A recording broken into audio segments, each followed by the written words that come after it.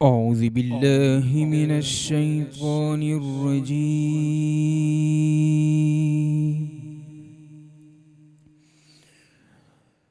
بسم الله الرحمن الرحيم.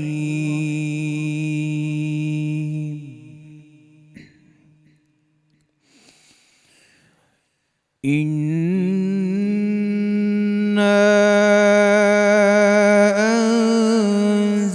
أنزلناه في ليلة القدر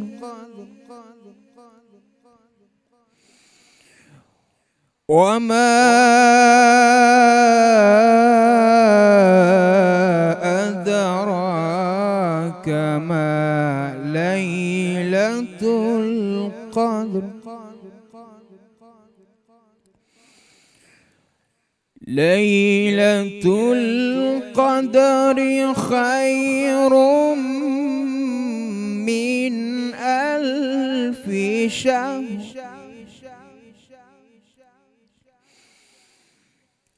تنزل الملائكة والروح فيها بإذن ربهم من كل أمر سلام.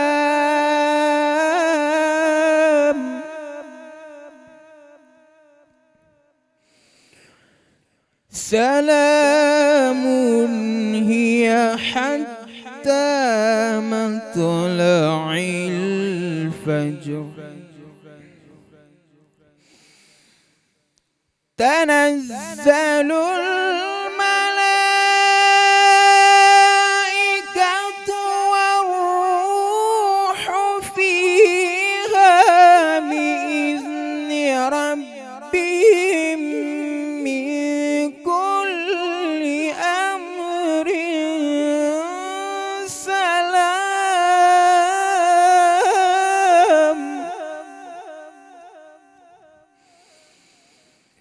تنزل الملائكة والروح فيها بإذن ربهم من كل أمر سلام هي حتى مطلع الفجر. صدق الله العظيم. صدق اللہ العلی العظیم. خوبصورت کلام پاک کی تلاوت. بہت بہت شکریہ قاری صاحب آپ کا. السلام علیکم ورحمۃ اللہ. ناظرین گرامی، الحمدللہ 27ویں روزے کی افطار کی خصوصی نشریات کے ساتھ آپ کے سامنے حاضر ہیں. آج بہت بڑا دن ہے. 27ویں شب الحمدللہ ثم الحمدللہ بڑی خوبصورتی کے ساتھ ہم نے گزاری، اور اس کے بعد آج کے دن کی تاریخی اہمیت بھی بہت ہے، مذہبی اہمیت تو پھر ہے ہی ہے.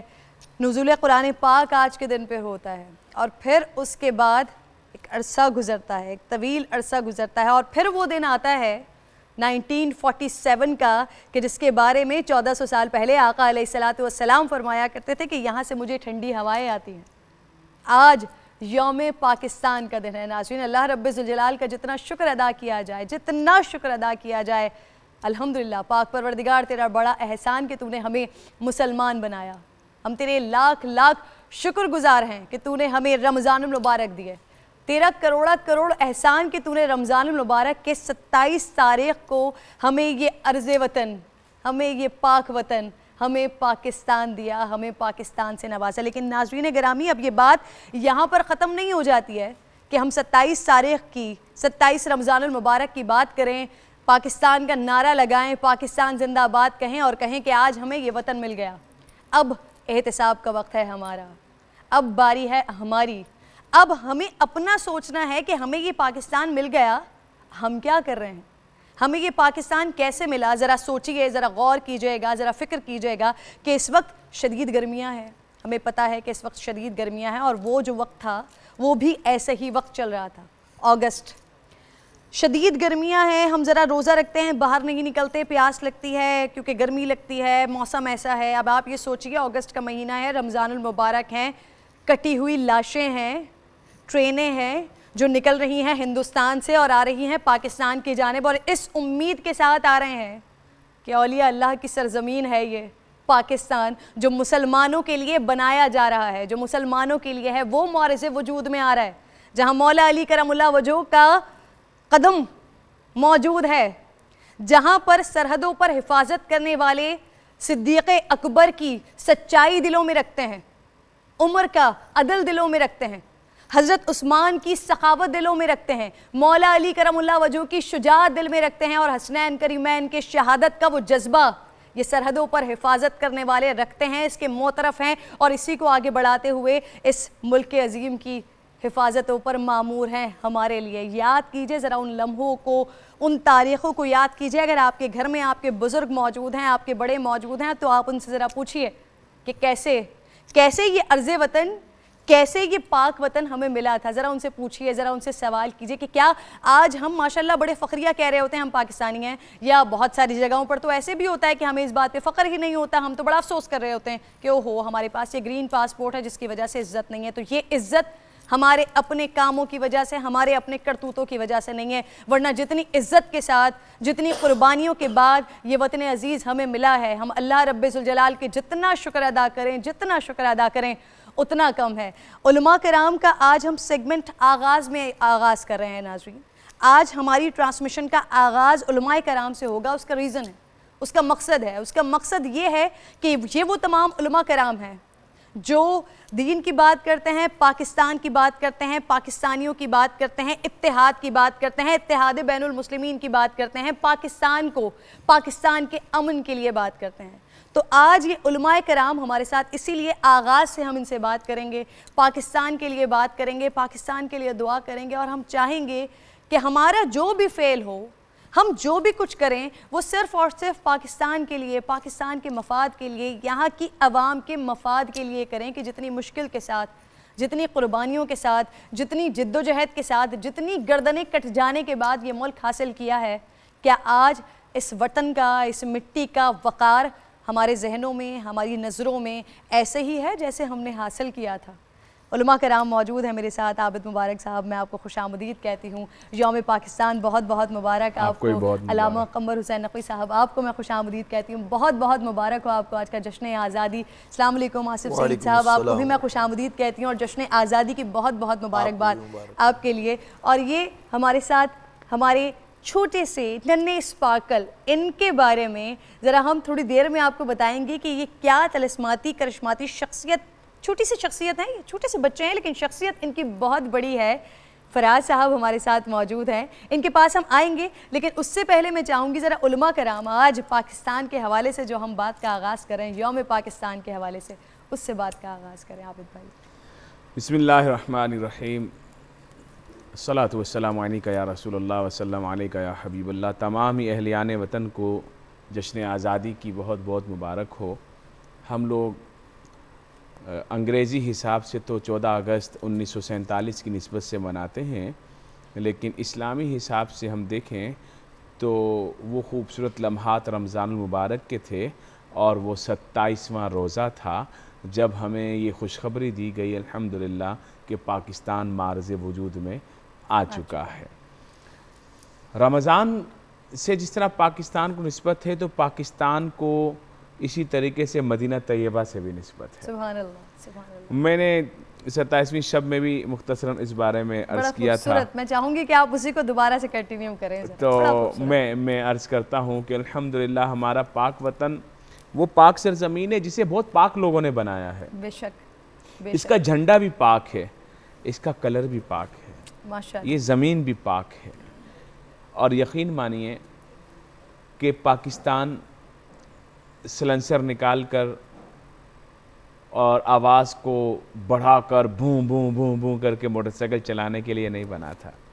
یہ پاکستان منہ پر نیلا کالا رنگ مل کر ہاتھ میں باجے لے کر پونپ پونپ کے باجے بجانے کے لیے نہیں بنا تھا. یہ پاکستان جو ہے وہ 14 اگست کے دن جا کر سی ویوں پر یا مختلف جگہ پر ڈانس پارٹیاں کرنے اور الٹی سیدھی محافل کرنے کے لیے نہیں بنا تھا. پاکستان جب بنا تھا نا تو اس وقت جب ہندو گنڈے نے ہم پر مسلمانوں پر صرف اس وجہ سے زمین تنگ کر دی تھی کہ ہم مسلمان ہیں تو پوری آبادیوں کو خاک و خون میں نہلا دیتے تھے اور ہماری بہن بیٹیوں کو اٹھا کر لے جاتے تھے. ہمارے مردوں کے سروں کے مینار بنا دیتے تھے. جو ٹرین وہاں سے چلتی تھی پاکستان کے لیے چلتی تو زندہ لوگوں کی تھی، لیکن جب پہنچتی تھی تو سب کٹے ہوئے لوگ ہوتے تھے، اس میں ان کی لاشیں ہوتی تھیں. یہ پاکستان اس لیے نہیں بنا تھا کہ یہاں پر ہم اسلام کا تمسخر اڑائیں اور یہاں پر ہم اسلامی عقائد اسلامی نظریات کے خلاف بات کریں، بلکہ پاکستان اس لیے بنا تھا کہ دو قومی نظریہ ہمارے سامنے تھا. دو الگ الگ قومیں ہیں جن کا دو الگ الگ مذہب ہے، دو الگ الگ دھرم ہیں. ایک ہندو دھرم کا ماننے والا ہے اور ایک مسلم مذہب کا ماننے والا ہے، اسلام کا ماننے والا ہے. ایک کے نزدیک گائے کا پیشاب برکت والا ہے اور دوسرے کے نزدیک آب زمزم برکت والا ہے. ایک وہ قوم ہے اور ایک یہ قوم ہے. اور یہ پاکستان اس لیے بنا تھا کہ ہمارے اور تمہارے رہن سہن میں بہت فرق ہے. یہ قائد اعظم محمد علی جناح نے انہیں کہا تھا. انہوں نے کہا زمین ہے مل بانٹ کے کر لیتے ہیں، حکومت کر لیتے ہیں. کہا جی حکومت تو کر لیں، لیکن ہمارے اسلام نے جو ہمیں حدود و قیود دی ہیں ہم ان کو توڑ نہیں سکتے. ہم تمہارا جھوٹا بھی نہیں پی سکتے.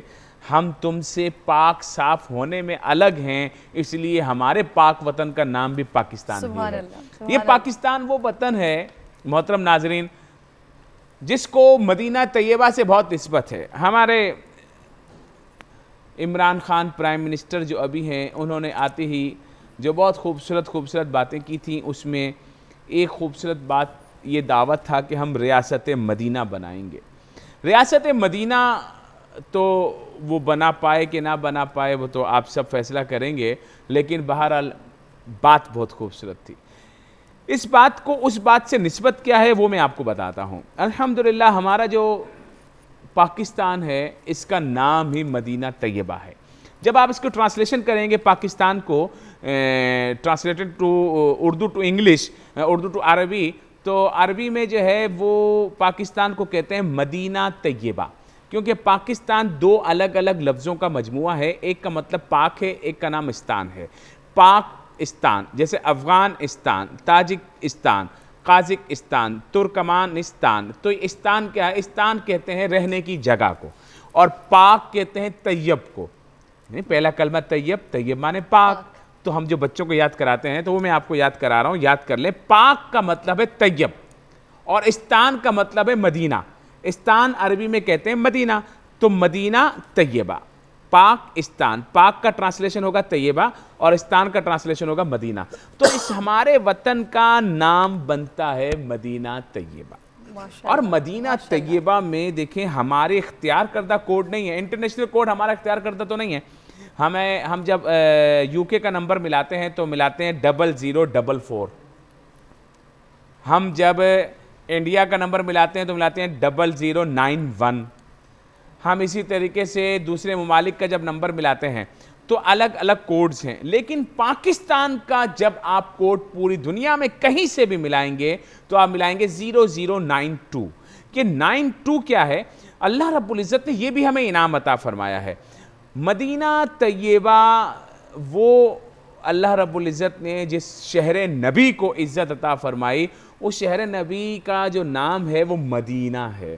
اس مدینہ شریف کو حروف ابجد کے حساب سے میم دال یہ نون ہا جب اس کے عدد کو ہم کاؤنٹ کریں گے تو بنتے ہیں 92. اور وہی کوڈ پاکستان کو اللہ نے انعام میں دیا ہے کہ پوری دنیا سے جب کوئی نمبر ملائے گا تو پہلے مدینہ ثانی کا 0092 ملائے گا.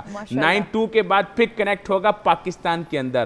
تو ہمیں بہت نسبتیں ہیں کیونکہ ہمارا وطن بڑا پاک وطن ہے اور اس میں اکثریت ان لوگوں کی ہے جو اللہ کے نبی صلی اللہ تعالیٰ علیہ وسلم سے عشق و محبت رکھنے والے لوگ ہیں، جو پیار کرنے والے لوگ ہیں، درود و سلام پڑھنے والے لوگ ہیں، وہ اس کی اکثریت میں ہیں۔ اور میں آپ کو بات بتاؤں کہ پاکستان اس دن بن گیا تھا جس دن غازی علم دین شہید کو انگریز نے پھانسی دی تھی۔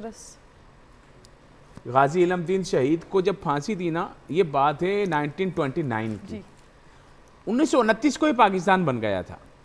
آپ پوچھیں گے کیسے؟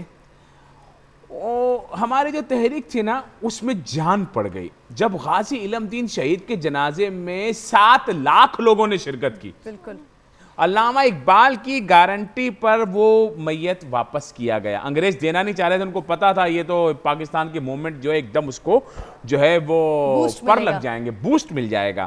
اور پھر وہی ہوا، علامہ صاحب نے بولا ہم کوئی دنگے فساد کچھ نہیں کریں گے، آپ ہماری باڈی ہم کو واپس کر دیں۔ اچھا، غازی علم دین شہید رحمۃ اللہ علیہ کا کیس کس نے لڑا پتہ ہے؟ قائد اعظم محمد علی جناح نے۔ اور میں آپ کو ناظرین ایک بڑی زبردست بات بتاؤں کہ غازی علم دین رہائی کمیٹی کے نام سے ایک جو ہے وہ فورم بنایا تھا، شاعر اسلام، شاعر مشرق جناب ڈاکٹر علامہ محمد اقبال رحمۃ اللہ علیہ نے ایک فورم بنایا، اس کا نام تھا غازی علم دین رہائی کمیٹی۔ یہ غازی علم دین کون ہے؟ یہ غازی علم دین وہ ہے جس نے راجپال کو اس وجہ سے واصل جہنم کیا کہ اس نے ہمارے سرکار صلی اللہ تعالیٰ علیہ وسلم کی شان میں گستاخی کرتے ہوئے کتاب لکھی، معاذ اللہ رنگیل رسول۔ جب اس نے کتاب لکھی، سب جگہ احتجاج ہونا شروع ہوا، تو فریڈم آف اسپیچ کی بکواس پہلی مرتبہ سامنے آئی۔ اس وقت بھی انگریز سرکار نے کہا فریڈم آف اسپیچ ہے، ہم کچھ نہیں کر سکتے۔ مسلمانوں نے احتجاج شروع کیا، احتجاج ہوتے ہوتے ہوتے پہلی مرتبہ ایک اور بڑی مزے کی بات بتاؤں، یہ 295 کا جو قانون ہے 295، یہ پاکستان نے نہیں بنایا ہے، یہ 1929 میں انگریز نے بنایا ہے۔ اس نے انگریز نے قانون بنایا اور پہلی مرتبہ اس کو گرفتار کیا۔ اچھا، اب گرفتار کیا، پھر چھوٹ گیا، پھر اپنی دکان پہ بیٹھا ہوا ہے۔ مسلمان اب پریشان کریں تو کریں کیا؟ تو پھر میرے آقا علیہ الصلوۃ والسلام کا دیدار ہوتا ہے غازی علم دین شہید کو۔ ایک لکڑہارے، ایک ان کے والد تھے وہ جو لکڑی کا کام کرتے ہیں، بڑھئی۔ تو جب دیکھا کہ علم دین تو یہاں سو رہا ہے اور میری شان میں توہین ہو رہی ہے، ایک دم اٹھ گئے، بولے پتہ نہیں کیسا خواب ہے۔ مولوی نہیں تھے، مفتی نہیں تھے، عام نوجوان تھے۔ پھر اس کے بعد کیا ہوتا ہے، پھر سوتے ہیں، پھر خواب میں، پھر سوتے ہیں، پھر اٹھ گئے، بولے چلو جی کام مل گیا ہے۔ یہ کون ہے؟ کہا یہ توہین اس نے کی ہے۔ وہاں گئے لاہور میں انارکلی اردو بازار، وہاں پر یہ اپنی دکان کھول رہا تھا، یہ پہلے ہی بیٹھے ہوئے تھے۔ جب اس نے دیکھا ہندو گستاخ نے کہ کوئی گاہک آیا ہے، اندر گئے، کہا تم ہی ہو؟ کہا میں ہی ہوں۔ چھری نکالی اور پیٹ پھاڑ دی۔ جب قانون کی عملداری والے قانون پر عمل نہیں کرتے تو پھر عاشقان مصطفیٰ اپنے فیصلے کرنے میں بڑے دلیر ہوتے ہیں۔ امت نے یہی دیکھا ہے 1400 سال سے آج تک جب بھی کہیں توہین رسالت صلی اللہ علیہ وسلم ہوئی ہے، مسلمان جو ہے انہوں نے پہلے قانون کا دروازہ کھٹکھٹایا، پھر جب نہیں ہوا تو مسلمانوں نے خود فیصلہ کیا، الحمدللہ۔ تو جب اس جرم کی پاداش میں ان کو جیل ہو گئی تو قائد اعظم ان کے پاس ملنے کے لیے گئے۔ قائد اعظم انہیں کہتے ہیں علم دین ایک مرتبہ کہہ دے کہ میں نے نہیں مارا۔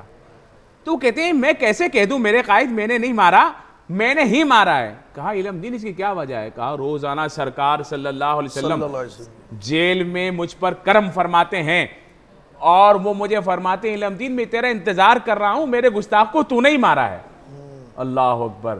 اور پھر غازی علم دین کو جب پھانسی ہو جاتی ہے اس جرم میں، تو ان کے جنازے میں میں نے کہا 7 لاکھ لوگوں نے شرکت کی اور ہماری پاکستان کی مہم کو بوسٹ مل گیا۔ اور پھر سب کی زبان پر ایک ہی نعرہ تھا، پاکستان کا مطلب کیا؟ لا الہ الا اللہ، کون ہمارا رہنما محمد رسول اللہ۔ اور وہاں سے پھر یہ مومنٹ شروع ہوئی اور ہم یہاں پہنچے۔ الحمدللہ 1929 کی جب آپ نے بات کی، 1829 پھر ہم دیکھتے ہیں وہاں پر آغاز ہوتا ہے علامہ صاحب سر سید احمد خان کے اس نظریے سے، یہ 2 قومی نظریہ جس کی آپ نے بات کی۔ پھر آتی ہے فکر اقبال کے واقعتاً ہندو اور مسلمان 2 الگ الگ قومیں ہیں جو ایک ساتھ نہیں رہ سکتی، اور پھر باری آتی ہے امپلیمنٹیشن کی، جو ہمارے بانی پاکستان قائد اعظم محمد علی جناح رحمۃ اللہ علیہ اس کو لے کر چلتے ہیں. اور آج ناظرین آج یہ بات، یہ دو قومی نظریہ، وہ تمام لوگ، وہ مسلمان جو پڑوس میں رہتے ہیں، ہمارے نیبرز ہیں، اور وہ کہتے تھے کہ یہ تو بیوقوف تھے، یہ تو دیوانے تھے جو چلے گئے پاکستان میں، آج وہی پاکستانی، معاف کیجیے گا، وہی مسلمان ہندوستانی یہ کہتے ہوئے ہیں کہ ہم نے بڑی غلطی کر دی، ہم نے بہت بڑی غلطی کر دی کہ آج ہم نہیں ہیں پاکستانی، آج ہم ہندوستانی ہیں. یہ وہی مسلمان ہیں جو پہلے ہمیں بیوقوفی، ہمارے داداؤں پر داداؤں کو بیوقوف کہا کرتے تھے کہ ہندوستان کو چھوڑ کے پاکستان کے ساتھ چلے گئے، آج اپنی بیوقوفی پر سر پیٹتے ہوئے روتے ہوئے دکھائی دیتے ہیں. واقعتاً وہ نظریہ درست ثابت ہوا سر سید احمد خان کے آغاز سے، علامہ اقبال کی فکر اقبال سے، اور پھر قائد اعظم محمد علی جناح رحمۃ اللہ علیہ کی امپلیمنٹیشن تک یہ فیصلہ درست ثابت ہوا کہ واقعتاً دو قومی نظریہ ہی درست تھا. درست، بالکل درست. لیکن اس سے پہلے میں دیر سے آنے کی معذرت چاہتا ہوں آپ تمام حضرات سے. اور آج آپ دیکھ رہے ہوں گے کہ رمضان میں میرا لباس بھی جو ہے وہ بالکل مختلف ہے. تو بات چل رہی ہے دو قومی نظریے کی، تو میں اس دو قومی نظریے کے بارے میں یہ کہنا چاہوں گا کہ یہ دو قومی نظریہ اس وقت تو تھا جب جناح کو سامنا کرنا پڑا. یہ دو قومی نظریہ پاکستان بننے کے بعد بھی سامنے آیا، جب یہ کہا گیا کہ یہ کوٹ پینٹ اور ٹائی پہننے والا شخص جو ہے یہ اسلام کے نام پر ملک آزاد کروائے گا. یہ دو قومی نظریہ بڑا آگے تک چلا. پھر مفتی صاحب اس دو قومی نظریے کا سامنا کرنا پڑا اور یہ حقیقت ہے. یہ جو اب علماء کرام یہاں پر موجود ہیں، میں ان سے اسی بارے میں جو ہے وہ گزارش کروں گا. میری گزارش یہی ہے کہ یہ لباس پر تنقید کی گئی، جہاں تک کہ جب نماز جنازہ ادا کی جا رہی تھی اس پر بھی کئی اختلافات رہے. تو یہ دو قومی نظریہ تو بڑی دور تک چلا. اور جہاں پر مفتی صاحب نے بڑی اچھی بات کی، میں وہیں بیٹھا ہوا سن رہا تھا کہ غازی علم الدین کا جو قصہ سنا رہے تھے، تو یہ غازیوں کا سلسلہ چلتا رہے گا، یہ نہیں رک سکتا مفتی صاحب. اسے روکنے والے ختم ہو جائیں گے، غازیوں کا سلسلہ نہیں رکے گا. جب یہودیوں کی صلیبی جنگیں شروع ہوئی تھی حضرت، جب یہ عیسائیوں نے بے پناہ یہ جو اپنے عذائب اور مظالم ڈھائے تھے، تب بھی تو ارطغرل غازی ہی آیا تھا جسے آج ہم دیکھ رہے ہیں اپنے ٹیلی ویژن اسکرین پر. جبھی تو سلطنت عثمانیہ کی بنیاد ڈلی تھی. تو یہ غازیوں کا سلسلہ رکے گا نہیں مفتی صاحب، یہ چلتا رہے گا. جہاں جہاں آپ ظلم کرو گے وہاں وہاں یہ ساری چیزیں جو ہیں وہ مٹائی جائیں گی. تو علامہ صاحب میری آپ سے یہی گزارش ہے، بلکہ آپ تمام حضرات سے یہی گزارش ہے کہ آج، کیونکہ آج ہمیں پاکستان تحفے میں ملا تھا، تو بانی پاکستان قائد اعظم محمد علی جناح رحمۃ اللہ تعالی علیہ کی پرسنالٹی کے اوپر ہم بات کریں گے، ان کی شخصیت پر بات کریں گے. جنید اقبال بھائی بھی ہمارے ساتھ جوائن کر چکے ہیں. السلام علیکم جنید بھائی، آپ کو بھی خوش آمدید کہتے ہیں. مائک آپ لگائیے گا. تو علامہ صاحب میں آج چاہوں گا کہ اس پہلو پہ بات کی جائے جس پہلو کا سامنا جو ہے وہ قائد کو کرنا پڑا.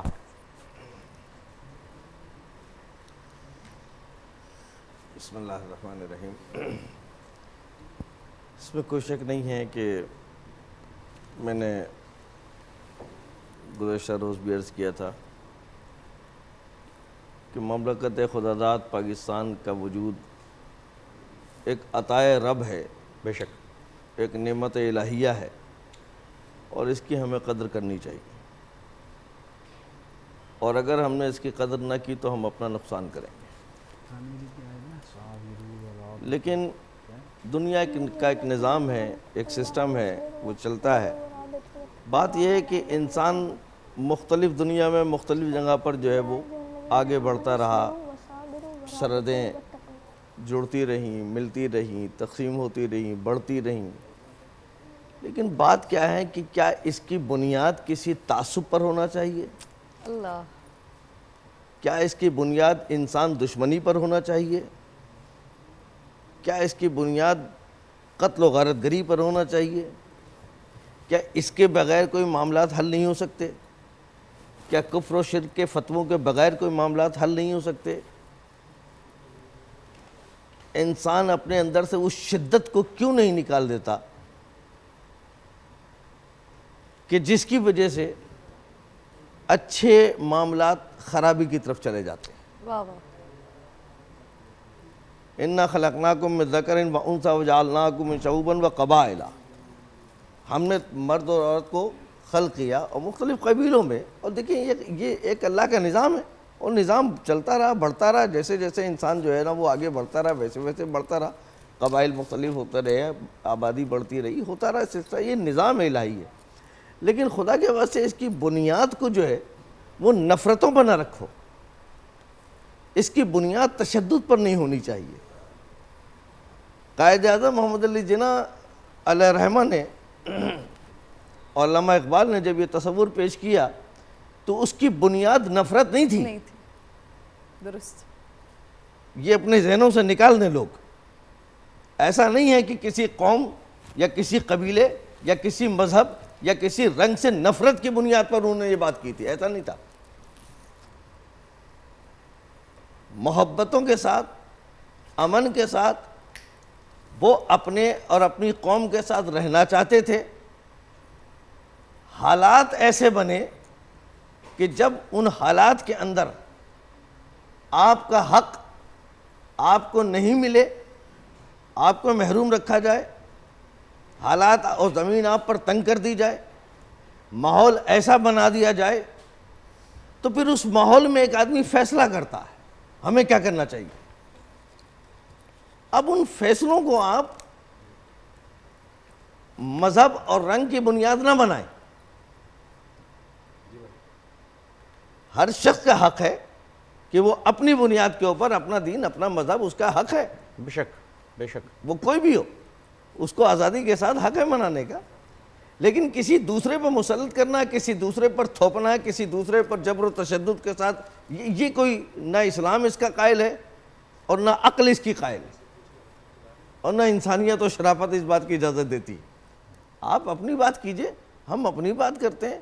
اللہ نے عقل و شعور دیا ہے، بیٹھ کر کے کچھ باتوں پر گفتگو ہو سکتی ہے، اس پر کرنے میں کوئی حرج نہیں ہے. ٹیبل ٹاک کرنے میں کوئی حرج نہیں ہے، مذاکرات کرنے میں کوئی حرج نہیں ہے. تو ہر وقت مذاکرات کے دروازے کھولیں.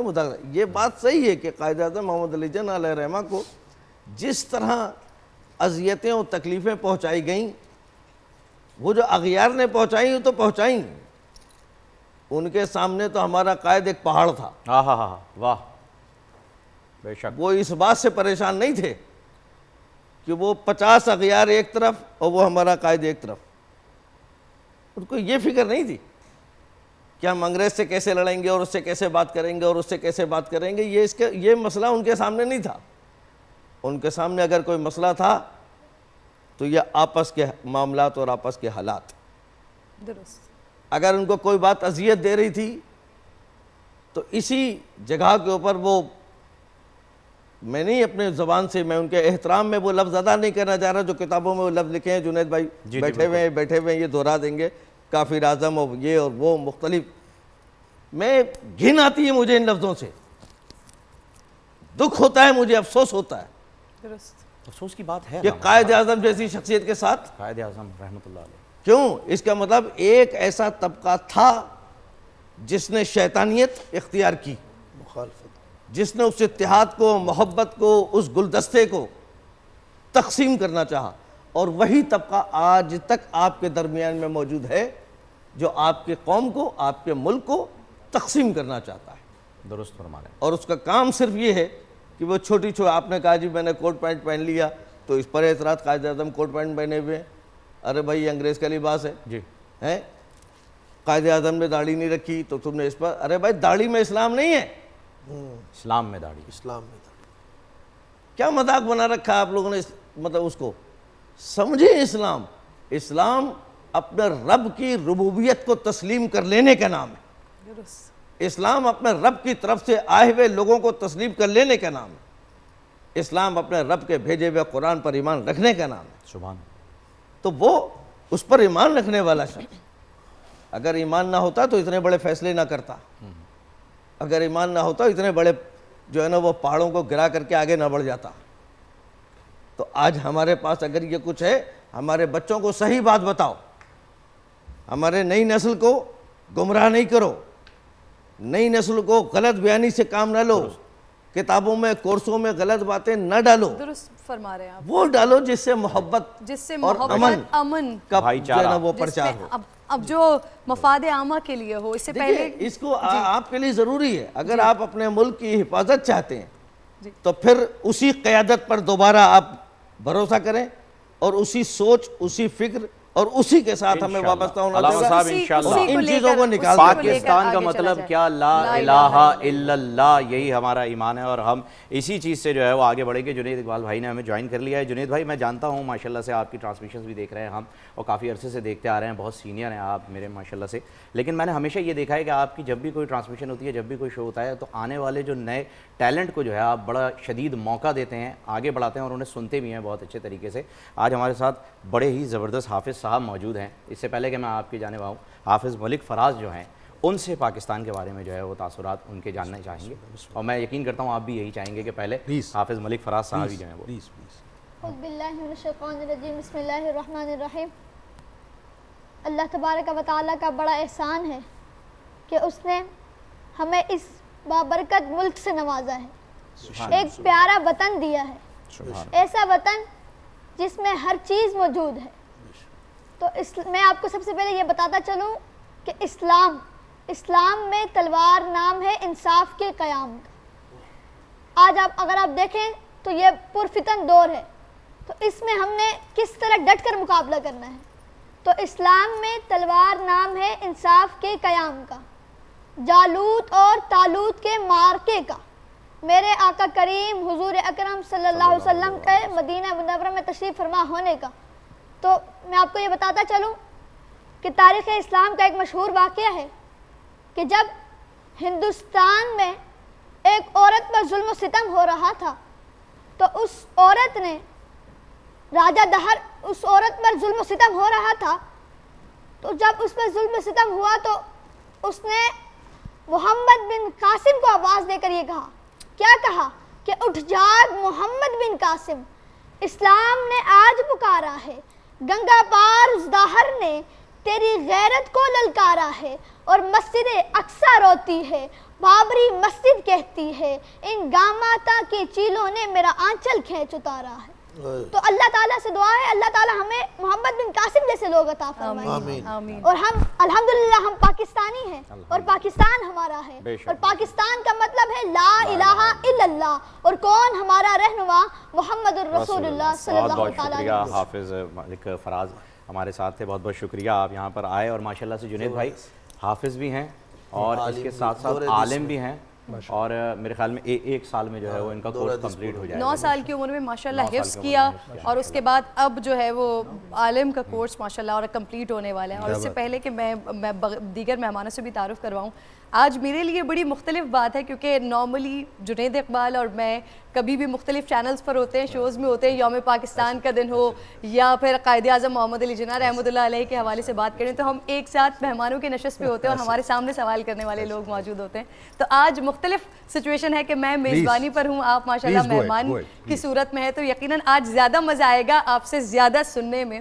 لیکن اس سے پہلے ایک تعارف بھی چھوٹا سا کروانا چاہتی ہوں. ڈاکٹر اعجاز میرے ساتھ موجود ہیں، یہاں پر ہماری ٹرانسمیشن کا حصہ ہے، SIUT سے آپ کا تعلق ہے. ڈاکٹر صاحب آپ کی جانب آتے ہیں، ذرا یوم پاکستان کا آغاز کر لیتے ہیں، ذرا خون میں ولولہ کچھ آ جائے بات سن کے، پھر آپ کی جانب آتے ہیں، SIUT کے بارے میں جانتے ہیں. جی پہلے تو آپ کا بہت شکریہ، بول کا شکریہ، فہیم بھائی کا آپ کا شکریہ، اور ہمارے راحیل اختر جو چھوٹے بھائیوں کی طرح ان کا بہت شکریہ. اور ظاہر ہے جید علماء کرام موجود ہیں، بول کے ذریعے سے جہاں جہاں ٹرانسمیشن جاری ہے، سب کو میری جانب سے السلام علیکم. وعلیکم السلام. اور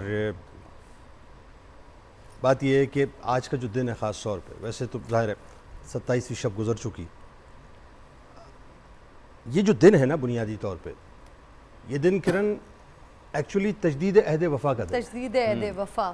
اور یہ بنیادی طور پر ان لوگوں کی قربانیوں کے ساتھ عہد کرنے کا دن ہے کہ جنہوں نے اپنا خون اس دھرتی کو پلایا ہے.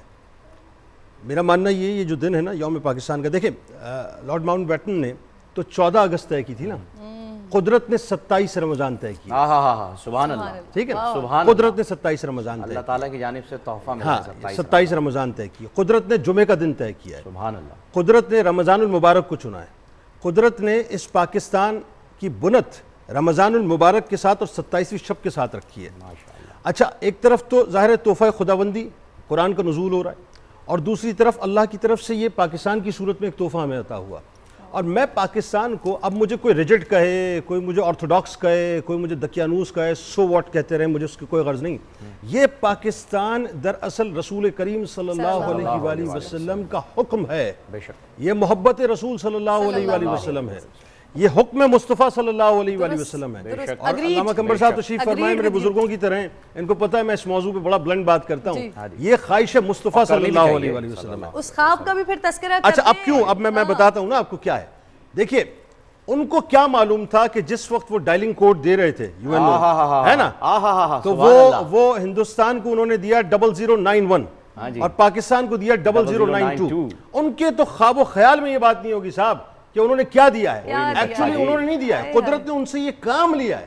علم الاعداد کے لوگ اس بات کو جانتے ہیں کہ 92 لفظ محمد کا مخفف ہے، یعنی اس کا مطلب یہ ہے کہ دنیا میں کہیں سے بھی کوئی بھی پاکستان سے رابطہ قائم کرے گا جب تک رسول اللہ صلی اللہ علیہ وسلم کے نام کا توسل نہیں لگائے گا پاکستان سے رابطہ قائم نہیں ہو سکتا. اچھا پھر آپ پاکستان کے نقشے کو اٹھا کر دیکھیے نا، آپ ذرا اس کو عشق کی اینک لگا کے دیکھیں، آپ کو کشمیر جو ہے وہ میم کی صورت میں نظر آتا ہے اور آخر میں سندھ میں جو ہے دال مکمل ہوتا ہے. تو لفظ محمد جو ہے وہ پاکستان کا نقشہ بنیادی طور پر بتا رہا ہے. تو ایکچولی یہ جو پاکستان ہے نا یہ عطا مصطفیٰ صلی اللہ علیہ وسلم ہے. اچھا مدینہ سے اب آئیے، پاکستان فارسی کا لفظ ہے، پاک استان سبحان اللہ. عربک میں اس کا جب آپ ترجمہ کرتے ہیں تو بنتا ہے مدینہ طیبہ. پاک کے معنی پاک اور مطہر، استان کے معنی رہنے کی جگہ شہر، مدینہ کے معنی رہنے کی جگہ اور شہر، طیبہ کے معنی پاک. اچھا ریزمبلنس آپ دیکھیے، خدا کی عزت و جلال کی قسم میں یہ بات دعوے کے ساتھ کہہ رہا ہوں، یہ جو کلمہ طیبہ ہے نا جس کی گرج ایک مسلمان اس کو جب ادا کرتا ہے تو محسوس کرتا ہے، کائنات محسوس کرتی ہے اس کو. لا الہ الا اللہ محمد رسول اللہ صلی اللہ علیہ وآلہ وسلم کے نظریے کے اوپر مدینے کے بعد دنیا میں اگر کوئی ریاست قائم ہوئی ہے تو وہ پاکستان قائم ہوا ہے. اچھا میں ایک بات آپ سے عرض کروں، لوگ کہتے ہیں کہ یہ پارٹیشن ہوا، نہیں، غلط جملہ ہے. یہ پارٹیشن نہیں ہوا ہے، یہ پارٹیشن نہیں ہوا ہے، پاکستان کا ظہور ہوا ہے. پاکستان کا ظہور ہوا ہے، یہ ظہور پاکستان کا دن ہے. مجھے جملہ بہت ذمہ داری سے ادا کرنے دیجئے. یہ نقشے پر موجود تھا، واضح نہیں کیا تھا، بنت پہلے ہو چکی تھی. اس لیے کہ اسی پاکستان کو بنانے کا مقصد یہ ہے کہ یہیں سے آہستہ آہستہ سلسلہ بڑھ کے غزوہ ہند تک جانا ہے. اس پاکستان کو تیار اس لیے کیا گیا ہے صاحب، اس پاکستان کا ظہور ایسے نہیں ہے. یہ اللہ کے رازوں میں سے ایک راز ہے، یہ عطا خداوندی ہے. اس کے بارے میں واصف علیہ رحمہ فرماتے ہیں کہ نور ہے اور نور کو کبھی زوال نہیں ہے. مجھے جملہ ادا کرنے دے کہ صوفی برکت علی علیہ رحمہ ایک مجذوب تھے، وہ جنگل و بیابانوں میں گھومتے تھے، فیصل آباد سے تعلق تھا. تو انہوں نے ایک جملہ فرمایا کہ ایک وقت ایسا آئے گا لوگ کہیں گے کہ ایک دیوانہ جنگل کے اندر تنکے چنتا تھا اور اپنی بڑ کے اندر یہ کہتا تھا کہ ایک وقت ایسا آئے گا کہ پاکستان کی ہاں میں اقوام عالم کی ہاں ہوگی، پاکستان کی نہ میں اقوام عالم کی نہ ہوگی. اور یہ وہ وقت آ چکا ہے، یہ وہ وقت آ چکا ہے. اسی طرح سے اشفاق احمد علیہ رحمہ وہ کیا فرماتے ہیں کہ پاکستان کی مثال صالح علیہ السلام کی اونٹنے کی طرح ہے. دیکھیے جس کسی نے بھی پاکستان سے غداری کی ہے، یہ لکھ کے رکھیں جملہ میرا، جس کسی نے بھی پاکستان کے خلاف زہر اگلا ہے، پاکستان کے خلاف سازشیں کی ہیں، پاکستان سے غداری کی ہے، اس کا نام بھی تاریخ میں نہیں رہا ہے. اللہ نے جتنا بڑا مقام دیا ہو، جتنی بڑی طاقت دی ہو، اللہ تعالیٰ نے اس کو صفحہ سے ایسا مٹایا ہے کہ اس کے نام لینے والے بھی موجود نہیں ہیں. پاکستان بنیادی طور پہ اللہ تبارک و تعالیٰ کی طرف سے وہ نعمت کرن. دیکھیں دو قومی نظریہ لوگ کہتے ہیں ایک لکیر ہی تو ہے، ایک لکیر ہی تو ہے. یہ لکیر نہیں ہے، یہ لکیر نہیں ہے، یہ آزادی کی لکیر ہے. یہ آزادی اور آزادی کے بیچ کا وہ پنجرہ ہے، یہ آزادی کی لکیر ہے. یہ بنیادی طور پر آزادی کے ساتھ عبادات کو بجا لانے کی لکیر ہے. یہ بنیادی طور پر اللہ اور اس کے رسول صلی اللہ علیہ وآلہ وسلم کے بارگاہ میں حاضر ہونے کی لکیر ہے. یہ لکیر بنیادی طور پر بتاتی ہے کہ ایک طرف غلامی ہے، دوسری طرف آزادی ہے. اگر اس دو قومی نظریے کو سمجھنا ہے تو صرف اتنا سمجھ لیجئے، شام میں چلے جائیے کہ جہاں پر بچوں کا قتل عام ہو رہا ہے، آزادی کا تصور سمجھ آ جائے گا. چلے جائیے فلسطین کے اندر کہ جہاں بچوں کا قتل عام ہو رہا ہے، آزادی کا تصور سمجھ آ جائے گا. روہنگیا میں چلے جائیے صاحب کہ جہاں پر مسلمانوں کا قتل عام ہو رہا ہے، آزادی کا تصور سمجھ آ جائے گا. کشمیر میں چلے جائیے کہ دنیا کی سب سے بڑی جیل اس وقت بنی ہوئی ہے کہ جہاں پر ہماری ماؤں، ہماری بہنوں، ہماری بیٹیوں کی عصمت دری ہو رہی ہے، جہاں پر نوجوانوں کا قتل عام ہو رہا ہے، جہاں پر بزرگوں کو زندہ پامال کر دیا جاتا ہے. عالم یہ ہے کہ وہاں ہندوستان میں سونو نگم جیسا آدمی کھڑے ہو کر یہ کہتا ہے کہ مجھے اذان کی آواز جو ہے بری لگتی ہے، اس کو بند کیا جائے. تو آزادی کا تصور یہ ہے کہ آپ کو یہ پتا ہے کہ اس وقت میں بیٹھ کر افطار کا پروگرام کر رہا ہوں پاکستان کے اندر، پاکستانیت کی بات کر رہا ہوں، اسلام کی بات کر رہا ہوں، اللہ کی بات کر رہا ہوں، قرآن کی بات کر ررہا ہوں. جب چاہتا ہوں اٹھتا ہوں، اللہ کی بارگاہ میں سجدہ کر لیتا ہوں. اس سے بڑی آزادی اور کیا ہوگی؟ دو قومی نظریہ بنیادی طور پر آزادی اور غلامی کا فرق ہے. اگر سمجھنا ہے تو ہندوستان کے اندر جا کے دیکھیے صاحب کہ جہاں پر انہوں نے ہندوؤں کو اور مسلمانوں کو کوارنٹین کے نام پر جو ہے وہ علیحدہ علیحدہ کر دیا، علیحدہ علیحدہ کر دیا. جہاں پہ آر ایس ایس کے غنڈے اور جنتا دل کے غنڈے اور بی جے پی کے غنڈے یہ بتاتے ہیں کہ ہمیں بنیادی طور پر ہندوتوا کی طرف جانا ہے تو 2021 تک ہم مسلمانوں کو ہندوستان سے نکال کے ایک طرف کر دیں گے، اکھنڈ بھارت کے تصور کے لیے، مہا بھارت کے تصور کے لیے. تو بات یہ ہے کہ وہ بنیادی طور پر اکھنڈ بھارت کے تصور کے لیے 2021 میں اس پلان کی کمپلیشن کے لیے مسلمانوں کو نکالنا چاہتے ہیں. آپ نے ایک بات کہی ہے نا، پلیز ذرا مجھے تھوڑا سا ذرا بتانے دیجئے، کہنے دیجئے. آپ نے کہا بڑی خوبصورت بات کہ پاکستان کسی کے ساتھ کسی نے غداری کیا ہے یا پاکستان کا کسی نے برا سوچا ہے تو اللہ نے اسے صفحہ ہستی سے مٹا دیا ہے. تو وہ ایک ہے نا بے حس جنگلی پارٹی کا سربراہ، کیا نام ہے اس کا، مودی. ذرا دھیان رکھیں، غور سے سنیں کہ یہ کیا بات ہو رہی ہے اور آج یوم پاکستان میں بات ہو رہی ہے. آپ ہمارے ساتھ ہیں، آپ ہمارے ساتھ طویل وقت سے ہیں، افطار کے بعد تک ہے انشاءاللہ. ڈاکٹر صاحب کو جو ہے وہ کہیں پر جانا ہے تو میں چاہوں گا کہ ڈاکٹر صاحب سے جو ہے وہ پہلے بات کریں کہ ڈاکٹر ادیب رضوی صاحب جو ہیں وہ ہمارے ساتھ آنے والے تھے لیکن ان کی طبیعت تھوڑی ناساز ہے. اللہ پاک انہیں صحت عطا فرمائے، ماشاءاللہ سے بہت ہی زبردست کام کر رہے ہیں اور ایسا یو ٹی آپ کا جو ادارہ ہے وہ غریبوں کی امداد بھی بڑی زبردست طریقے سے کر رہا ہے. تو ہم دعا بھی کریں گے یہاں پر ابھی جب افطار پہ بیٹھیں گے تو ڈاکٹر صاحب کی صحت کے لیے. تو ابھی اس وقت جو یہ کرونا وائرس کی سچویشن چل رہی ہے، ٹیسٹ آپ کے یہاں بھی ہو رہے ہیں ایس آئی یو ٹی کے، کیا صورتحال نظر آ رہی ہے ڈاکٹر صاحب؟ کس جانب جا رہا ہے اس وقت ہمارا یہ لاک ڈاؤن ختم ہونے کے بعد؟ کوئی آپ کے پاس ایسا ہوا کہ کیسز بڑھ رہے ہوں، ٹیسٹ کے لیے لوگ زیادہ آ رہے ہوں، لاک ڈاؤن سے کوئی امپیکٹ آیا اس میں؟ دیکھیں ابھی اس بات کا کہنا مشکل ہے کہ لاک ڈاؤن سے کتنا فرق پڑا ہے کیونکہ ابھی ایک ہفتہ ہی ہوا ہے میرے خیال میں لاک ڈاؤن کھلے ہوئے. تو ایس آئی یو ٹی میں کورونا کے مریضوں کے علاج کے لیے ہمارا سینٹر گزشتہ 2 مہینوں سے کام کر رہا ہے اور اس دوران تقریباً 7,500 مریضوں کو اسکرین کر چکے ہیں. اس میں سے میجورٹی تو ایسے مریض ہیں جو کہ گھر میں جا کے کوارنٹین ہو سکتے ہیں، آئسولیٹ ہو سکتے ہیں، لیکن 15-20% مریض ایسے ہوتے ہیں جو بیمار ہوتے ہیں اور اس میں سے کچھ بہت شدید بیمار ہوتے ہیں جن کو آئی سی یو کیئر کی ضرورت ہوتی ہے. تو گزشتہ 2 مہینے میں ہم ایسے 350 افراد کو مریضوں کو داخل کر چکے ہیں جن کو انتہائی نگہداشت یا نگہداشت کی ضرورت تھی. اب آپ کا سوال یہ ہے کہ اس سے کتنا فرق پڑا ہے کیونکہ 2 مہینے سے تو شہر بند تھا، 1 مہینے میں کھلا ہے. تو اب جو ہمیں بنیادی احتیاط کرنے کی ضرورت ہے شہر کھلنے کے بعد وہ سارا ہمارے اوپر منحصر ہے، ہم کس حد تک وہ بنیادی احتیاط کرتے ہیں، فاصلہ، ہاتھ دھونا، صفائی رکھنا. تو اگر ہم نے وہ ساری چیزوں پر عمل کیا تو ہو سکتا ہے کہ شہر کھلنے کے بعد جتنا ہمیں خوف ہے، خطرہ ہے کہ بہت زیادہ بڑھ جائے گی تو وہ پھر نہیں ہوگا. تو اب اللہ تعالیٰ سے دعا یہی ہے کہ یہ کم سے کم ہو اور لوگ جو بنیادی چیزیں ہیں احتیاط کرنے کی کہ یہ پھیلے نہیں، اس پہ عمل کرتے ہیں. اچھا ڈاکٹر صاحب یہ بتائیے گا، ابھی جو ہم سچویشن دیکھ رہے ہیں کرونا کی، اب مارکیٹس کھل گئے ہیں. ابھی تھوڑی دیر پہلے مفتی عابد مبارک صاحب نے یہ لوگوں سے اپیل بھی کی ہے کہ اگر حکومت نے اجازت دی ہے، سپریم کورٹ نے اجازت دیا مفاد عامہ میں، لیکن ہم اب اس کو مفاد عامہ ہی سمجھیں، ہم سمجھیں کہ یہ خدا نخواستہ حکومت کو اس سے کوئی فائدہ یا نقصان یا سپریم کورٹ کو اس سے کوئی فائدہ یا نقصان نہیں ہو رہا تھا، یہ انسانوں کے لیے تھا. اب جب کہ یہ لاک ڈاؤن لفٹ کر دیا ہے، مارکیٹس کھل رہی ہیں، عید کی نمازیں بھی الحمدللہ ثم الحمدللہ ادا کی جائیں گی، جمعۃ الوداع اس کی نمازیں بھی کل انشاءاللہ تعالیٰ ادا کی جائیں گی. تو آپ یہ بتائیے کہ اس وقت خطرہ کتنی حد تک ہے؟ خدا نخواستہ اگر احتیاط نہیں کی جاتی ہے، یہ مارکیٹس کھل رہی ہیں، عید ہم اسی طرح سے منائیں جیسے پچھلے دنوں میں مناتے رہیں، کتنے زیادہ پیشنٹس بڑھ سکتے ہیں، کتنی تعداد بڑھ سکتی ہے. ہمارے پاس تو میڈیکلی ہم ساؤنڈ ہی نہیں ہے. تو ایک آپ لوگوں کے سامنے ریشو تو آ رہا ہوگا، کتنی حد تک یہ نمبرز بڑھ جائیں گے جو ابھی 40 ابو ہیں، 40,000 ابو ہیں؟ یہ دیکھیں ابھی جو موجودہ صورتحال ہے اگر اس میں احتیاط نہیں برتی گئی تو یہ 2 گنا 3 گنا اس سے زیادہ بڑھ سکتا ہے، کیونکہ ہمارے ملک میں لاک ڈاؤن اس وقت کھلا ہے جب مرض تیزی سے بڑھ رہا تھا. دوسرے ممالک میں، یورپ میں، امریکہ میں اب وہ لاک ڈاؤن کھول رہے ہیں جب ان کا گراف نیچے کی طرف آ رہا ہے. تو یہ بہت ہی ایسی صورتحال ہیں جس میں بے حد احتیاط کی ضرورت ہے. اور اگر کوئی ایسی صورتحال آتی ہے کہ مرض تیزی سے بڑھ رہا ہو تو پھر ہمیں دوبارہ ہی اس طرف جانا پڑے گا شاید کسی موڈیفائڈ فارم میں جس کو آپ اسمارٹ لاک ڈاؤن کا نام دیں، محدود لاک ڈاؤن کا نام دیں، لیکن احتیاط لازمی ہے۔ احتیاط ضروری ہے جی، اور احتیاط جیسا کہ کہا جاتا ہے کہ علاج سے بہتر ہے، تو ضرور آپ احتیاط کیجئے۔ اگر مارکیٹس اور بازار کھل گئے ہیں تو آپ، حکومت نے اپنا کام کر لیا، عدلیہ نے اپنا کام کر لیا، یہاں سے آپ کا کام شروع ہوتا ہے۔ آپ نے احتیاط کرنا ہے، کوئی آپ کو پکڑ کر جو ہے وہ آپ کے ہاتھ نہیں دھلوائے گا، نہ سینیٹائز کروائے گا، نہ ماسک لگائے گا، یہ سارے کام آپ نے خود کرنے ہیں۔ تو خدا را اپنا خیال رکھیے، احتیاط کیجیے، اپنے لیے بھی، اپنے گھر والوں کے لیے بھی، اپنے بزرگوں کے لیے بھی، اپنے بچوں کے لیے بھی، اپنے محلے والوں کے لیے بھی، اور اپنے کلیگز اور دوستوں کے لیے بھی۔ یہ سارا کام اب آپ کا ہے، آپ کی ذمہ داری ہے، اپنی ذمہ داری پر پورا اترنے کی کوشش کیجیے، کیونکہ اسی لیے اس ملک کو جو ہے وہ آج کی رات ہمیں تحفے میں دیا گیا ہے۔ ولی خان مظفر صاحب، آپ نے بھی ہمیں جوائن کر لیا ہے، آپ کو بھی خوش آمدید کہتے ہیں حضرت۔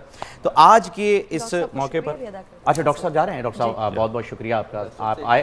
اور جی جی ڈاکٹر صاحب ابھی ہیں ہمارے ساتھ، ہیں ابھی کہیں جان نہیں، ہاں ابھی ہیں ڈاکٹر صاحب، ابھی ہمارے ساتھ بیٹھے ہیں ابھی۔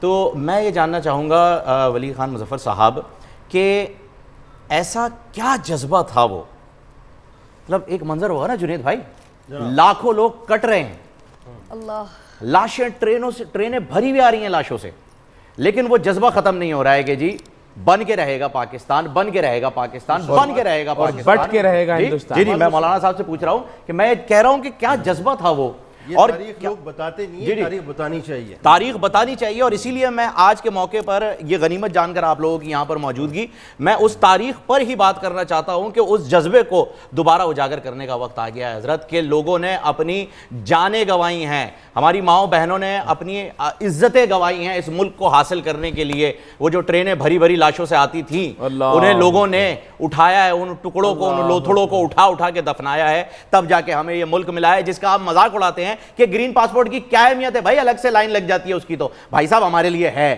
الحمدللہ ہمارے لیے بہت اہمیت ہے گرین پاسپورٹ کی، ہمارا سب کچھ وہی ہے، ہمارے لیے بہت اہمیت رکھتا ہے یہ، اس کا ہم مذاق نہیں اڑاتے، کیونکہ ہمارے بزرگوں نے قربانیاں دی ہیں اس ملک کے لیے، اور آج ہم انہی قربانیوں پر بات کریں گے انشاءاللہ جن تعالی۔ لوتھڑوں کو آپ نے دفن کرنے کی بات کی نا فہیم، وہ لوتھڑے آج بھی گوگل آپ کریں تو آپ کو مل جائے گا، پٹریوں کے برابر میں وہ ٹکڑے، وہ لوتھڑے، وہ کٹی ہوئی ٹانگیں، وہ چھوٹے چھوٹے بچوں کے لاشیں، وہ ماؤں کے پیٹوں کو کاٹ کر نکالے ہوئے بچوں کو پھینک کر، وہ ساری کی ساری چیزیں پڑی ہوئی تھیں، اور لوگ اسی کو بھی دیکھتے ہوئے آگے بڑھتے تھے کہ اللہ کا شکر ہے کہ ہمیں ہمارا ملک اللہ اکبر۔ پاکستان جو ہے نا، یہ ایک نظریے کا نام ہے، پاکستان ایک مکتبہ فکر ہے، پاکستان ایک مذہب کا نام ہے، پاکستان ایک سوچ کا نام ہے، پاکستان ایک جغرافیائی ٹکڑے کا بھی نام ہے، اور پاکستان جدید دنیا میں قوموں میں عروج و زوال کے اس دور میں عروج کا نام ہے، یہ ترقی کا نام ہے، یہ ارتقاء کا نام ہے، یہ ازدہار کا نام ہے۔ ہمارا مسئلہ یہ ہے، میں اگر زیادہ کچھ بولوں گا، میں نے لال رومال پہن رکھا ہے، ہم تو پہلے ہی جو ہے نا جہاد کو ہمارے کھاتے میں ڈال دیے، اور جہاد کے تناظر میں دہشت گردی ڈال دی، حالانکہ ایسی بات نہیں ہے، مسلمان کبھی دہشت گرد نہیں ہو سکتا، کبھی نہیں ہو سکتا جی، مسلمان اور اسلام والے، کیونکہ اسلام کا معنی کیا ہے؟ سلامتی، بے شک، اور ایمان کا معنی کیا ہے؟ امن۔ جس دین کے ناموں میں امن و سلامتی کے معنی پنہاں ہوں، وہ کیسے دہشت گردی کا اسلام ہو سکتا ہے؟ ہمیں دہشت گردی کا نشانہ بنایا جاتا ہے، ہم شکار ہیں، ہم شکار ہیں، اور ابھی سے نہیں ہے، 1947 سے ماقبل سے ہیں، ہماری لاشیں کٹی ہوئی ہیں، ہمارے لوتڑے پڑے ہوئے ہیں، ہماری بیٹیاں ان کے جنم عصمت دریاں ہوئی ہیں، ہماری بہنوں کی ہوئی ہے، ہماری ماؤں کی ہوئی ہے، عرصہ دراز سے۔ آپ سوویت یونین کی تاریخ اٹھا کے دیکھیں، مسلمانوں کے ساتھ کیا کیا، صرف اس لیے وَمَا نَقَمُوا مِنْهُمْ إِلَّا أَن يُؤْمِنُوا بِاللَّهِ الْعَزِيزِ الْحَمِيدِ، کوئی ان کا کوئی جرم نہیں تھا، کوئی جرم نہیں تھا جنید بھائی، صرف ایک جرم تھا، لا الہ الا اللہ کیوں کہتے ہیں؟ تم کلمہ گو کیوں ہو؟ تم مسلمان کیوں ہو؟ یہی تھا۔ جب بھی ان معاملات کو دیکھا جائے، میں نے پہلے دن یہ کہا تھا کہ یہاں آپ کے اس مجلس پہ جو ہم بیٹھے ہیں، ہم سنجیدگی سے لیں، بول کا یہ افطار ٹرانسمیشن، ہماری یہ مجلس، کہ پوری دنیا ہمیں لے، ہم سنجیدگی سے گفتگو کریں گے، کہ آپ ہمارے اوپر جائے الزامات لگاتے ہیں، آپ تھوڑا سا اس کے ریزن پہ بھی جائیے کہ ان چیزوں کا ریزن کیا ہے۔ ہم غزوہ ہند کی بات کرتے ہیں، کیوں کرتے ہیں؟ آپ نے کشمیر میں ہمارے بچوں کے ساتھ کیا کیا؟ آپ نے ابھی جو وہاں پہ لاک ڈاؤن کیا تھا، جو پوری دنیا میں لاک ڈاؤن کا اس طرح کا کوئی تصور نہیں تھا۔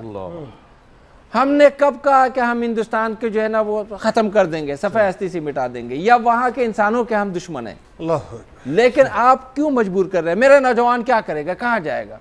آپ مجھے بتائیں، اگر فلسطین میں آپ کی لاشیں گر رہی ہیں، اگر شام میں آپ کی لاشیں گر رہی ہیں، اگر یمن میں آپ کی لاشیں گر رہی ہیں، آپ کے مکانات منہدم ہو رہے ہیں، فلپائن میں یہ ہو رہا ہے، آپ بوسنیا اور ہرزیگوینیا کی تاریخ اٹھا کے دیکھیں، افغانستان کی اٹھا کے دیکھیں، دنیا میں کتنے ممالک میں بے جا اور بلا وجہ مسلمانوں کا خون بہایا جا رہا ہے۔ بالکل ایسا۔ اب جب یہ حرکتیں ہوں گی تو لازمی طور پر مسلم نوجوان، خواہ وہ کسی بھی مکتبہ فکر سے ہو، ان کا خون تو کھول اٹھے گا، کھولنا بھی چاہیے اور کھولنا بھی چاہیے۔ اب کیا کیا جائے؟ آپ نے حالات اس طرح پیدا کیے، اقوام متحدہ ہے، سلامتی کونسل ہے، جنرل اسمبلی ہے، انہوں نے ان معاملات میں کب کون سا منصفانہ کردار ادا کیا؟ کیا انہوں نے کشمیر کے حوالے سے کبھی بھی منصفانہ کردار ادا کیا ہے؟ کیا ویٹو پاور والے ممالک نے کبھی ادا کیا ہے؟ او آئی سی نے کیا کام کیا ہے؟ وہ تو اوہ آئی سی ہے، خیر آئی سی ہو گیا، درست فرمایا۔ خیر ان کے پاس تو اختیارات بھی نہیں ہے، جن کے پاس تو اختیارات ہیں ہم ان کی طرف ان سے درخواست کرتے ہیں یا ان کو جو ہے نا متوجہ کرتے ہیں کہ آپ کشمیر میں جو اقوام متحدہ کے قراردادیں ہیں ان پر کیوں عمل نہیں ہوا؟ اب جب کل ہم اٹھیں گے یا ہمارے بچے اٹھیں گے، ہم لاکھ منع کریں گے کہ نہیں بھائی مفتی صاحب تھوڑا سا صبر کریں، تحریک لبیک والے حضرت خادم حسین رضوی صاحب نے اعلان کر دیا کہ میں جا رہا ہوں، تو پھر کون روک سکتا ہے؟ آپ بتائیے کون روک سکتا ہے؟ وجہ کیا ہوگی؟ وجہ یہ ہوگی کہ وہاں انہوں نے کیا انسانیت سوز مظالم کیے، درست۔ خواتین کے ساتھ کیا کیا حرکتیں کی سوشل میڈیا پر موجود ہے۔ اس سے پہلے احمد آباد میں کیا کیا تھا آپ کے علم میں؟ احمد آباد میں جو انہوں نے مظالم کیے تھے اس پر خود ہندو صحافیوں نے بہت کچھ لکھا تھا، بالکل، دہلی پہ لکھا، گجرات پہ لکھا، دہلی پہ رکھا، گجرات پہ لکھا، اور اب وہاں پہ آ گیا کرونا، تو یہاں کرونا ہے، ہمارے ڈاکٹر صاحب بیٹھے ہوئے، کیا کرونا کا کسی مذہب سے تعلق ہے ڈاکٹر صاحب، یا کسی مکتبہ فکر سے تعلق ہو سکتا ہے؟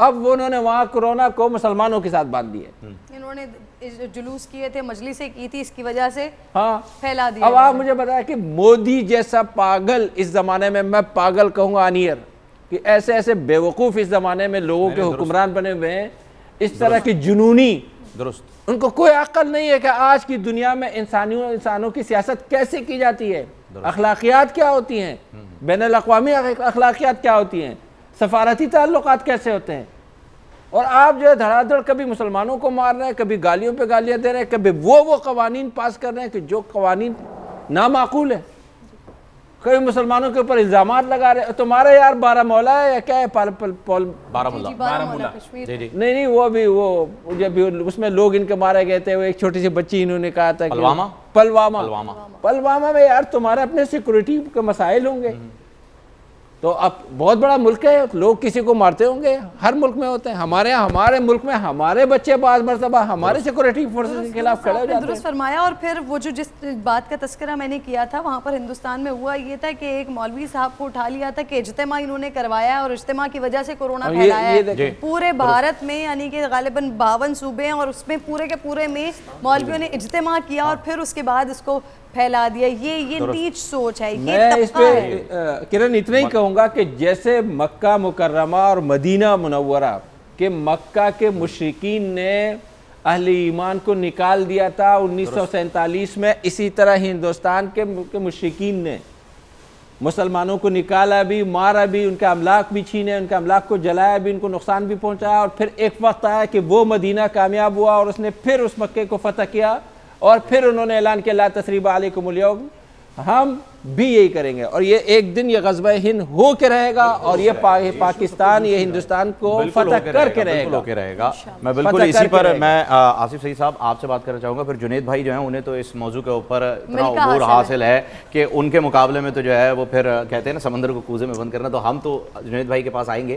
لیکن یہ دیکھیں جن سازشوں کی طرف ابھی مولانا صاحب نے اشارہ کیا ہے، یہ سازشیں صرف ہندوستان میں تو نہیں ہو رہی، یہ سازشیں پاکستان میں بھی ہو رہی ہیں, پاکستان سے باہر رہ کر پاکستان میں کروائی بھی جا رہی ہیں, اور یہ اس بات کا کریڈٹ میں آپ سب لوگوں کی موجودگی میں ذوالفقار علی بھٹو صاحب کو ضرور دینا چاہوں گا کہ آئین پاکستان جب بن رہا تھا تو اس ٹولے کو اٹھا کے باہر کر دیا گیا تھا اسلام سے اور مسلمانوں سے, جنہوں نے اب یہ سازشی عمل پاکستان میں پھیلانے کی کوششیں شروع کر دی ہیں, اور یہ کہتے ہیں نا وہ چیزیں لے رہے ہیں, مطلب بیٹھے چیزیں لے رہے ہیں, بیٹھ کے باہر بیٹھ کے جو ہے وہ چھیڑ رہے ہیں, تنگ کر رہے ہیں کہ اب کچھ ہو, اور ایسا پاکستان کا, ایسا مسلمانوں کا ایک ایسی شکل سامنے آئے کہ جس سے لوگ اس پہ تنقید کر سکیں کہ نہیں مسلمان تو ایسے ہوتے ہیں, پاکستانی تو ایسے ہوتے ہیں. اگر اجازت دیں تو کیونکہ آپ نے ڈریس کوڈ آج اس طرح کا پہنا ہے, تو اس وجہ سے بھٹو صاحب کو 1973 کے آئین کی وجہ سے جو کچھ الحمدللہ ثم الحمدللہ انہوں نے دین کے لیے اس آئین کے اندر کام کر دیا, بے شک انہیں خراج تحسین پیش کرتے ہیں. سب سے بڑا سیکولر لبرل ان کو کہا جاتا تھا, اور اس وقت صوفیاء کرام نے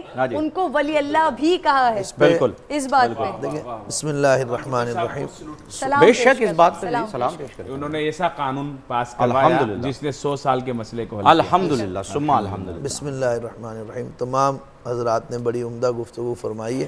مختصر وقت میں یہی کہوں گا کہ پاکستان جب اللہ کی ایک نعمت ہے تو اللہ کی نعمت کی قدر کرنی چاہیے, اور اگر ہم چاہتے ہیں کہ پاکستان کی سلامتی قائم و دائم رہے, اور ہم میں سے ہر بندہ یہی چاہتا ہے, ہماری نسلیں بھی یہی چاہتی ہیں, تو قرآن سے پوچھ لیجئے. قرآن کہتا ہے لَإِن شَكَرْتُمْ لَأَزِيدَنَّكُمْ. پاکستان کی فلاح و بہبود اگر ہم چاہتے ہیں, پاکستان کو دوام چاہتے ہیں, یہ اللہ کی جو نعمت عظمیٰ ہے, تو ہم کو شکر ادا کرنا پڑے گا. اور شیخ عبدالقادر جیلانی فرماتے ہیں کہ اللہ کی نعمت کو شکر کی رسی سے باندھ لو. اگر شکر کی رسی سے باندھ لو گے تو یہ نعمت تمہارے پاس رہے گی, اور ناشکری کرو گے تو یہ نعمت چھن جائے گی. در حقیقت ہم کو غور یہ کرنا ہے کہ پاکستان کا جو مقصد تھا, نظریہ پاکستان, کیا اس کو ہم نے نافذ کر دیا؟ کیا اعلاء کلمت الحق کے تمام کام ہمارے حکمرانوں نے کر دیے؟ کیا حرام کو حرام جانا, جن چیزوں کو اللہ رسول نے منع کیا, جس کے لیے 20 لاکھ سے زائد ہمارے لوگ کٹ گئے, مر گئے, جو آپ نے بھی بتایا, جنید بھائی نے بھی بتایا, گوگل پر آپ لکھیں تو سب معلوم چل جائے. جس مقصد کے لیے, کیا ان روحوں کے ہم مقروض نہیں ہیں؟ آج وہ روحیں ہم سے یہ سوال کرتی ہیں کہ ہم نے اپنی عصمت دری لا الہ الا اللہ محمد رسول اللہ نظریہ پاکستان کے لیے کروائی, تو اسی پاکستان میں تم کرپشن کرتے ہو, اسی پاکستان کے خلاف رہ کر کھاتے بھی اس کا ہو, رہتے بھی یہیں پر ہو, اور اسی کے خلاف بولتے ہو. ہم نے دنیا کا سفر کیا ہے, آپ نے جو دونوں حضرات نے اشارہ کیا, میں نے پورے یورپ کا سفر کیا ہے, اور میں نے کئی لوگوں کو ایسا دیکھا ہے کہ پاکستانی پاسپورٹ لے کر جب وہ ایئرپورٹ پر کھڑے رہتے ہیں تو وہ نہ جانے اپنے آپ کو ایسے ناگواری کا اظہار کرتے ہیں. اور اللہ کی عزت کی قسم, ہم اللہ کا شکر ادا کرتے ہیں کہ اللہ رب العالمین نے رسول اللہ کے صدقے سے ہمیں وہ ملک دیا ہے جس میں ختم نبوت کی بھی بات ہوتی ہے, جس میں آزادی سے نماز بھی پڑھی جاتی ہے. اور محمد جو انہوں نے کہا ذوالفقار علی بھٹو, وہ ان کو سلام ہم دونوں ہاتھ سے پیش کرتے ہیں. انہوں نے خود بھی یہ کہا تھا کہ میرا اور تو کوئی عمل نہیں ہے, مگر جو میں یہ قانون بنا کے جا رہا ہوں, اگر رب نے فضل فرمایا تو اس کی برکت سے اللہ مجھے بخش دے گا. ہوں تو میں بڑا گناہگار, میرا رب مجھے اس پر بخش دے گا. تو ہمیں پاکستان کی قدر کرنی ہے. جب ہم نعمت کی قدر نہیں کریں گے تو یہ نعمت ہم سے چھن جائے گی, اور حالات اسی طرف جا رہے ہیں. لگتا ہے ایسا ہی کہ پوری قوم نہ قدری کر رہی. اللہ تعالیٰ میں اس ملک کی قدر کرنے کی توفیق عطا فرمائے. آمین ثم آمین. ڈاکٹر صاحب جو ہیں وہ اب ہم سے جو ہے وہ اجازت لینا چاہ رہے ہیں, کافی دیر سے بیٹھے ہوئے. تو ڈاکٹر صاحب جاتے جاتے میں چاہوں گا کہ اگر آپ, وہ کیمرہ ہے آپ کا, اگر آپ ناظرین سے کوئی میسیج دینا چاہیں اس کرونا کے حوالے سے, ایسا یوٹی کے حوالے سے, تو ضرور جو ہے وہ آپ کچھ فرمائیے گا. ایک چھوٹی سی بات پہ ابتدا میں یہ کہوں گا کہ ہم سب کے لیے بہت مبارک دن ہے. تو ہم نے ملک تو حاصل کر لیا, لیکن جس محنت کی اور انفرادی طور پر, اجتماعی طور پہ جتنی ہمیں کرنی چاہیے, جس منزل پر ہم پہنچ سکتے تھے ان سالوں میں, ابھی تک ہم وہاں پہنچ نہیں پائے. تو ہمارے پر بہت بڑی ذمہ داری اللہ تعالیٰ کی طرف سے ہے کہ ملک حاصل کرنے کے بعد ہم اس منزل تک پہنچ جائیں جس کے لیے یہ ملک بنا گیا ہے. اور ایسے مبارک دن کے موقع پر عوام کو یہ چاہیے کہ اتنا کڑا مشکل وقت ہے, انسانیت کا امتحان ہے اس وبا میں, تو جس طرح سے بھی ہو انسانیت کی مدد کریں. اپنے ارد گرد دیکھیں کہ کون لوگ ضرورت مند ہیں, کسی بھی طرح سے مدد ہو سکتی ہے, مالی طور پہ بھی ہو سکتی ہے, اور مختلف طریقے ہو سکتی ہے. علاج کی صورت میں سہولت فراہم کر رہے ہیں جو لوگ, ان کی مدد کریں. ان کو سہولت فراہم کریں، تو یہ بہت بڑا کام اور ہوگا ایسا ایسے یو ٹی مبارک بی اس میں موقع پر۔ بہت بڑا کردار ادا کر رہا ہے، تو مخیر حضرات جو کر سکتے ہیں وہ آپ لوگوں کے لیے بھی ٹھیک، ضرور اس ادارے کے لیے کریں تاکہ لوگوں کی مدد ہو سکے آپ کے توسط سے۔ بہت بہت شکریہ ڈاکٹر صاحب، آپ ساتھ موجود تھے۔ یوم پاکستان کے حوالے سے ہم بات کر رہے ہیں، آج ہمارا سارا دن ہم جشن آزادی منا رہے ہیں، تو یہاں جشن آزادی کے موقع پر میں ایک چھوٹی سی بات کرنا چاہتی ہوں۔ بہت سارے مفکرین، بہت سارے مفسرین، بڑے تاریخ دان لوگوں نے یہ بات کہی ہے، یہ بات لکھی ہے کہ قائد اعظم محمد علی جناح رحمۃ اللہ علیہ کے حوالے سے، کہ جن کا 1 سال کے بعد ہی ان کا انتقال ہو گیا تھا، تو قائد اعظم کے بارے میں لکھا کہ اگر وہ تھوڑا سا اور جی جاتے تو پاکستان ایسا نہ ہوتا جس حالت میں آج موجود ہے۔ وہ پاکستان جو آزاد ہوتے ہی اپنے قدموں پر کھڑا ہے کہ ایک ملک کو قرض دے رہا ہے، ایک ملک کو قرض دے رہا ہے۔ جرمنی کو قرض دیا تھا نا پاکستان نے آغاز میں، اور آج ہم اس حالت میں ہیں کہ ہمارا ہر پیدا ہونے والا بچہ تقریباً کچھ کیلکولیشن بنتی ہے 93,000 روپے کی، وہ مقروض ہوتا ہے، اور یہ مزید سود کے ساتھ ساتھ اب آگے بڑھتا جا رہا ہے۔ آج وہ وقت ہے، تو قائد اعظم صاحب اگر رحمۃ اللہ علیہ اگر کچھ مزید جی جاتے تو آج پاکستان ایسا نہ ہوتا۔ تو آپ نے جو بات کی نا، اس میں ایک چیز اور میں ایڈ کر دوں جو آپ نے کہی نا ابھی، کہ یہ بات جو آپ نے قائد اعظم محمد علی جناح رحمۃ اللہ علیہ کے بارے میں کہی کہ اگر اور جی جاتے تو ایسا ہوتا، اگر ان کی بیماری کے بارے میں انگریزوں کو یہ پتہ چل جاتا، وہ بیماری چھپا رکھی تھی، قائد اعظم محمد علی جناح نے بیماری چھپا رکھی تھی، اگر پتہ چل جاتا تو اس خوف سے نہیں بتلائی اپنی بیماری کے بارے میں، کسی کو نہیں بتایا، صرف ان کے ڈاکٹر اور ان کی بہن کو معلوم تھا کہ اگر یہ جد و جہد پتہ چل جائے کہ میں بیمار ہوں تو یہ گورے جو ہیں یہ آگے بڑھا دیں گے اور یہ آزادی رک جائے گی۔ تو اس قربانی کو بھی جو ہے وہ ہمیں ذہن میں رکھنا چاہیے۔ اور ابھی ہمیں جوائن کیا ہے ڈاکٹر عمران الحق کلیانوی صاحب نے، تو میں انہیں خوش آمدید کہوں گا۔ السلام علیکم، جشن آزادی مبارک۔ کیسے ہیں حضرت آپ؟ خیریت سے ہیں؟ ٹھیک ٹھاک؟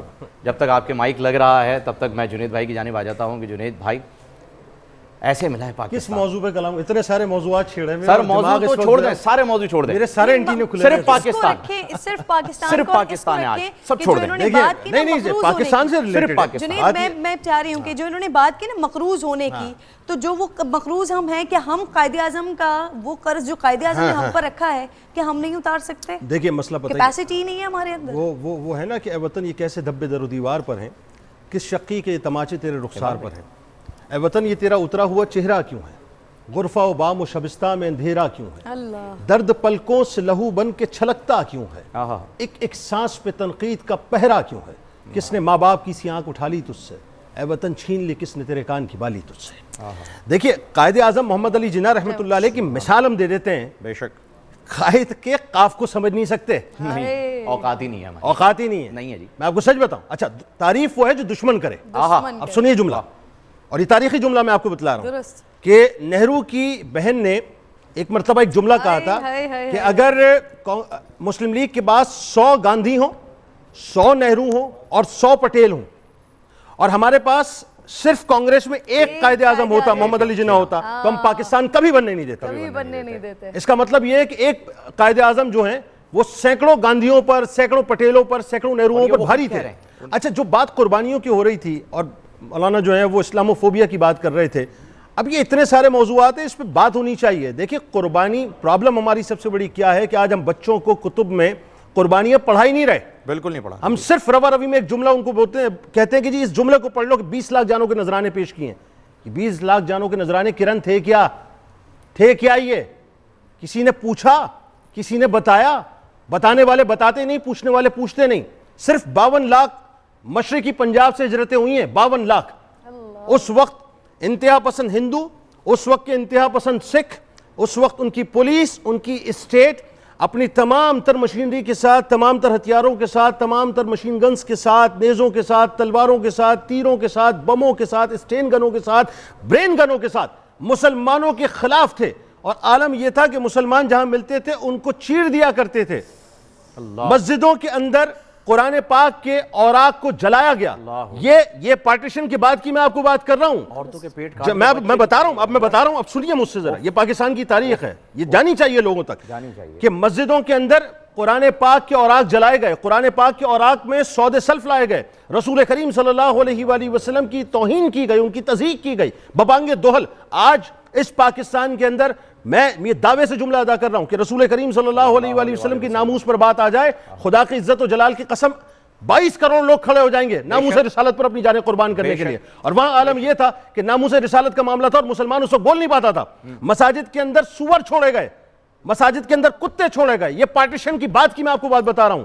عالم یہ تھا کہ عورتوں کو زندہ درگور کیا گیا، عورتوں کے سینے کاٹے گئے، بچوں کو، نوزائیدہ بچوں کو جو پیدا ہوتے تھے ان کو نیزوں کے اندر پرونے کے بعد ان کی ماؤں کے سامنے دیواروں پر ٹھوکا گیا ہے۔ جو بچے نوزائیدہ پیدا ہوتے تھے ان کی گردنوں کو کاٹنے کے بعد ان کو اوندھا کر کر ان کا خون نکال کر ان کی ماؤں کو پلایا گیا ہے۔ جو بچے چھوٹے چھوٹے تھے ان کے ٹکڑے کرنے کے بعد ان کی ماؤں کے منہ کے اندر وہ گوشت کے ٹکڑے ڈالے گئے کہ ان بچوں کو کھاؤ، ان کے ٹکڑے کھاؤ۔ عالم یہ تھا کہ جو بزرگ ہوتے تھے ان بزرگوں کے ٹانگوں کو کاٹ دیا جاتا تھا، ان بزرگوں کے ہاتھوں کو کاٹ دیا جاتا تھا اور ان کے دھڑ کو اسی انداز سے جو ہے سڑک کے اوپر چھوڑ دیا جاتا تھا اور وہ تڑپتے پھڑکتے ہوئے مر جایا کرتے تھے۔ عالم یہ تھا کہ ایک شخص ایک شقی القلب تھا۔ تاریخیں بتاتی ہے، پاکستان کی پارٹیشن کے بعد کی تاریخیں بتاتی ہے کہ جس وقت وہ پارٹیشن ہو رہی تھی یا ہو گئی تھی تو 100 بچے ایک شخص نے باقاعدہ جمع کرنے کے بعد ان کو مفتی صاحب آگ لگا دی۔ 100 بچوں کو ایک جگہ مجتمع کر کے آگ لگا دی۔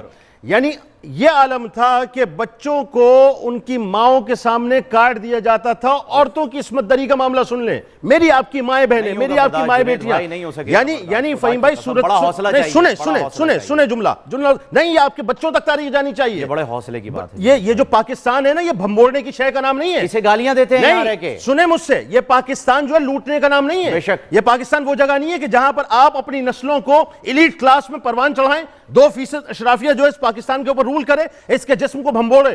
اس پاکستان کو سمجھنا ہے تو اس تاریخ کو، ان شہداء کی تاریخ کو سمجھنا ہوگا۔ ہماری مائیں جو تھیں، ہماری بہنیں جو تھیں، ہماری بیٹیاں جو تھیں، آپ کو پتہ ہے وہ اپنی عصمتیں بچانے کے لیے ان کو کہا گیا تھا کہ اگر نعرہ تکبیر کی آواز آ جائے تو ہمارے پاس آ جانا، ورنہ دریا میں چھلانگ لگا لینا۔ اور تاریخیں بتاتی ہے کہ عزت بچانے کے لیے باپ نے اپنی بیٹی کا مفتی صاحب خود قتل کیا، بھائی نے اپنی بہن کا خود قتل کیا کہ عزت بچ جائے۔ اور ایک جملہ اور سن لیں، عید کے بعد، یعنی یہ 27 رمضان کو پاکستان بن گیا، پہلی عید آئی، جالندھر کو کیسے بھلا دیں گے آپ؟ برہنہ رقص کروایا گیا میری ماؤں بہنوں کو۔ یعنی عید کی نماز ہوئی ہے، سجدے کے عالم میں مسلمان بھائی گئے، سجدے کے عالم میں ان کو کاٹا گیا، ان کی گردنوں کو کاٹا گیا، ماؤں کو، بہنوں کو، بیٹیوں کو گھر سے نکالنے کے بعد کہا گیا کہ اب اپنے باپ کو، اپنے بھائی کو، اپنے شوہر کو، اپنے بیٹے کو عید کی مبارکباد دو۔ اور یہاں ختم نہیں کیا، ان کے کپڑے اتارے، ان کو برہنہ کرنے کے بعد کہا کہ اب ان کے اوپر رقص کرو اور ان کی عید کی مبارکبادیں دو۔ یہ امرتسر سے جس ٹرین کی آپ بات کر رہے ہیں، ممتاز مفتی لکھتے ہیں کہ روح کانپ جاتی ہے۔ وہ کہتے ہیں کہ میں سائیکل کے اوپر اسٹیشن پر پہنچا تو مجھے آواز آئی کہ جی مہاجرین کی ٹرین آ گئی ہے، تو میں بھی فرحت محبت کے اندر چلا تو مجھے ایک بو سی محسوس ہوئی، بھپکا آیا بو کا۔ میں نے سائیکل چھوڑی ہے اور میں آگے بڑھ کے اس ٹرین کی طرف گیا ہوں تو کہتے ہیں کہ مجھ سے دیکھا نہیں گیا، وہ ٹرین خون سے لت پت تھی، خون سے لت پت تھی۔ کہنے لگے جب میں اس ٹرین کے اندر داخل ہوا ہوں تو میں نے بوروں کے بورے، کٹے ہوئے سروں کے دیکھے ہیں، کٹے ہوئے اعضاء کے دیکھے ہیں، بچوں کے سر لٹکے ہوئے تھے، بچوں کے ہاتھ لٹکے ہوئے تھے، ان کی ٹانگیں لٹکی ہوئی تھی۔ اور عالم یہ تھا کہ کوئی ایک شخص جو ہے اس ٹرین کے اندر زندہ نہیں تھا۔ اس طرح سے پاکستان بنا ہے آپ کا۔ یہ جو 20 لاکھ جانیں ہیں نا، جانیں انہوں نے اپنا خون اس سرزمین میں پلایا تو آج یہ آپ کو سرسبز پاکستان نظر آتا ہے۔ پاکستان کسی نے تحفے میں نہیں دیا، کسی نے آپ کو ہدیہ نہیں کیا ہے، کسی نے پلیٹ میں رکھ کے نہیں دیا، کسی نے آپ کو اوور دی کپ آف نہیں دیا ہے۔ اس پاکستان کو حاصل کرنے کے لیے میری ماؤں نے، میری بہنوں نے، میری بیٹیوں نے، میرے بھائیوں نے، میرے بزرگوں نے، ہر اس شخص نے جو پاکستان بنتا دیکھنا چاہتا تھا قربانی دی۔ اس کی وجہ، اب وجہ آخری جملہ سن لیں، چونکہ یہ خواہش مصطفیٰ تھا، یہ خواہش مصطفیٰ ہے، یہ مدینہ الثانی بننا تھا اور یہاں سے غزوہ ہند ہونی ہے، اسی وجہ سے جو ہے ان قربانیوں کو دے کر پاکستان کی زمین کو زرخیز کیا گیا کہ کل اس کو اس کے لیے تیار کیا جائے۔ یہی ہے بالکل، آپ نے جنید بھائی جو بات آپ نے کہہ دی ہے، میں اس کو اس وقت سنبھال نہیں پا رہا ہوں۔ جو بات آپ نے کہی ہے نا، یہ صرف ان لوگوں کے لیے، یہ جملے ان لوگوں کے لیے ادا ہوئے ہیں جو پاکستان کی قدر نہیں کرتے، جو پاکستان کو یہ سمجھتے ہیں کہ بس مل گیا ہے، اور ملا بھی تو ایسے ہے کہ بس انڈیا بن رہا تھا تو انہوں نے کہا چلو پاکستان بھی بنا دیتے ہیں۔ ایسا نہیں ہے بھائی، ایسا نہیں ہوا۔ خدا کی قسم جو انہوں نے بتایا ہے، سننے کے لیے حوصلہ چاہیے۔ ہم نہیں سن سکتے تھے، میں نے 2 بار کوشش کی جنید بھائی کو روکنے کی، نہیں سن سکتے یہ باتیں۔ اور جن لوگوں نے دیکھی ہیں، جن لوگوں پہ گزری ہیں ان کا کیا عالم رہا ہوگا اس بارے میں یہ صرف آپ تصور ہی کر سکتے ہیں۔ عمران بھائی نے ابھی جوائن کیا ہے، میں چاہوں گا کہ آج ہم پاکستان پر ہی بات کر رہے ہیں کیونکہ یوم پاکستان ہے، تو میں چاہوں گا کہ آپ جو ہے آپ بھی اپنے تاثرات پاکستان کے لیے، ہم پاکستان کی قدر کرنا بھول گئے ہیں، خدا کی قسم ہم وہ نعمتوں کا قدر، جیسے کہ بات ہو رہی تھی کل ہماری کہ نعمتوں کی قدر جب کھو دیں گے تو وہ اڑ جائیں گی، تو ہم نے قدر کھو دی ہے۔ بسم اللہ الرحمن الرحیم، نحمدہ و نصلی علی رسول الکریم۔ پہلے تو ظاہر ہے کہ جو ٹاپک چل رہا ہے اس میں پاکستان کی آزادی سے متعلق، اور اللہ نے ہمیں یہ آزاد ملک عطا فرمایا تو اس کی آزادی کے اللہ پاک ہمیں قدر کی بھی توفیق عطا فرمایا، جس طرح آپ نے کہا کہ جس ہمیں قدر نہیں اس کی۔ تو ابھی جب جنید بھائی یہ واقعات وہاں کے ذکر کر رہے تھے تو میری والدہ کا بھی سمجھے کہ ایک واقعہ ایسا مجھے یاد آ رہا تھا ان کی باتیں سن کے، کہ میرے نانا نے پہلے رشیا سے ہجرت کی، بخارا سے، بخارا جب قبضہ ہوا تو بخاری سے میرے نانا سید تھے ماشاءاللہ، ہجرت کر کے وہ انڈیا آئے، وہاں انڈیا ہجرت کر کے آئے تو پھر وہاں ہندوستان میں شادی ہوئی۔